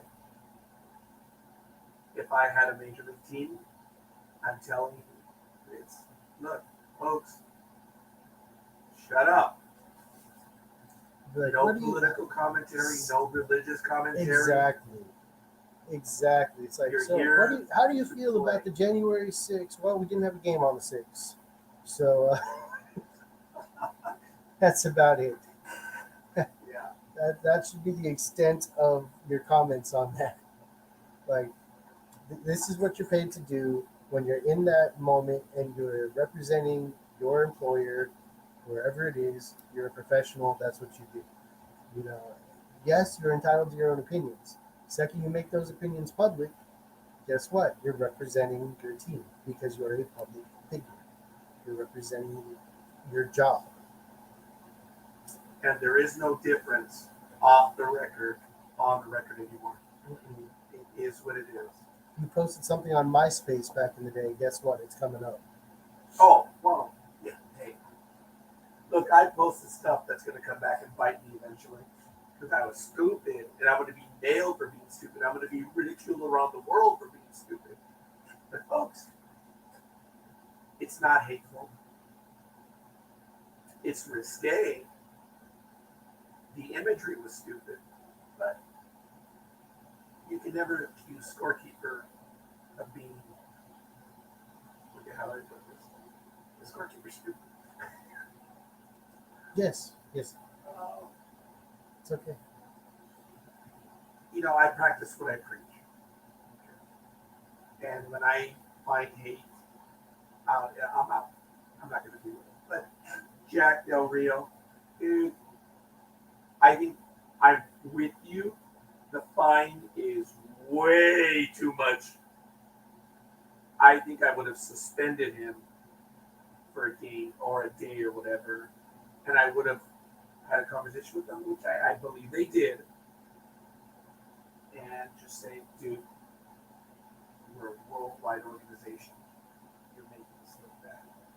It's not an issue of right and wrong, folks. That's what people don't get. It's not right or wrong. It's you're making us look bad. And that's what I've said over and over are the Major League Baseball unwritten rules. Respect me, I'll respect you. But it's based on don't make me look bad. If you show me up, I'll show your ass up. That's what the unwritten rules are. And what are the unwritten rules? You're beating me 9-1. Don't be a dick. Yeah. Why are you stealing a base? Why, I know. Why are you No stealing the difference ball? 5 seconds left in the game, running up for a slam dunk when you're winning by 30 points. Don't You don't got to be a dick. I do want to say two things since we're kind of nearing the end of this. Yeah. One, I wanted to say Happy Pride Month. I am an ally. I am saying, if you are, just be you. I said Happy Pride Month. Oh, yes. I'm sorry. And I want you all to know that you are supported. No matter what you're going through, reach out to help, reach out to your loved ones. But yes, so Happy Pride Month to everybody. Love is love. And also, if I don't catch you next week, hope you all have a happy, safe Juneteenth. Support Black-owned businesses, and let's all work together. Appreciate that, Dream. I love that. Folks, it's what it's about. Look, we all have different opinions. We have different lifestyles. And folks, as a lot of people don't know this, but every desk, there's one by Dream. I have one. Every desk here has A the Millennium U.S. Falcon. Constitution. Oh, Oh, the Millennium Falcon. And I have this for two reasons. For the naysayers that say income taxes are not the Constitution. Yeah, 16th Amendment, dumbass. Anyway, where do we get our authority to do what we do? It's right in here, Constitution. So, I believe in it. I consider myself fortunate to be in this country. And the very words of it are that we are entitled to certain things that other places are not.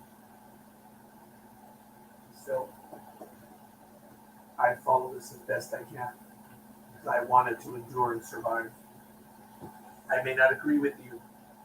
That doesn't mean that I'm going to go out and try to beat your ass. I'm going to try to beat you at the ballot box. That's the way we handle business here. I know, we just had our vote. Other places are still voting. So, folks, we are Sports Talk with the Guys, home of the Monday Morning Quarterbacks on Saturday. We do thank you, Speedy, for joining us earlier.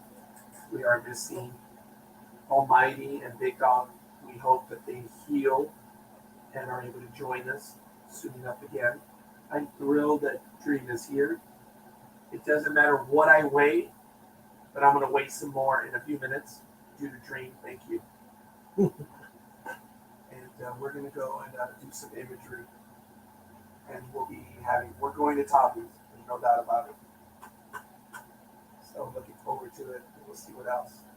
Tony, I want to thank you again. I missed you when you were in Philadelphia. Yes. Especially the studio, yes. And I can't wait to when he's in Arizona. Well, oh damn, are we going to do a program in November from your place? sure. We could. We can make that happen. Or we may do one on Saturday morning, even if we have to be outside. I think we will. All right, we'll see, but that's in November. In the meantime, folks, thank you. Thank you, Tony. Thank you, Aisha. Thank you, Ross, for being in with us. And everyone else, because we've seen quite a few people in the program today that don't identify themselves. And we do appreciate your commentary. Coffee, I know you're lurking. So I didn't give you any material to try to piss me off today. Looks good. The coffee and I are AB positive on the blood. That should tell you everything. All right, folks. We'll see you guys on the other side. Dreem, if you want to take us away. Peace.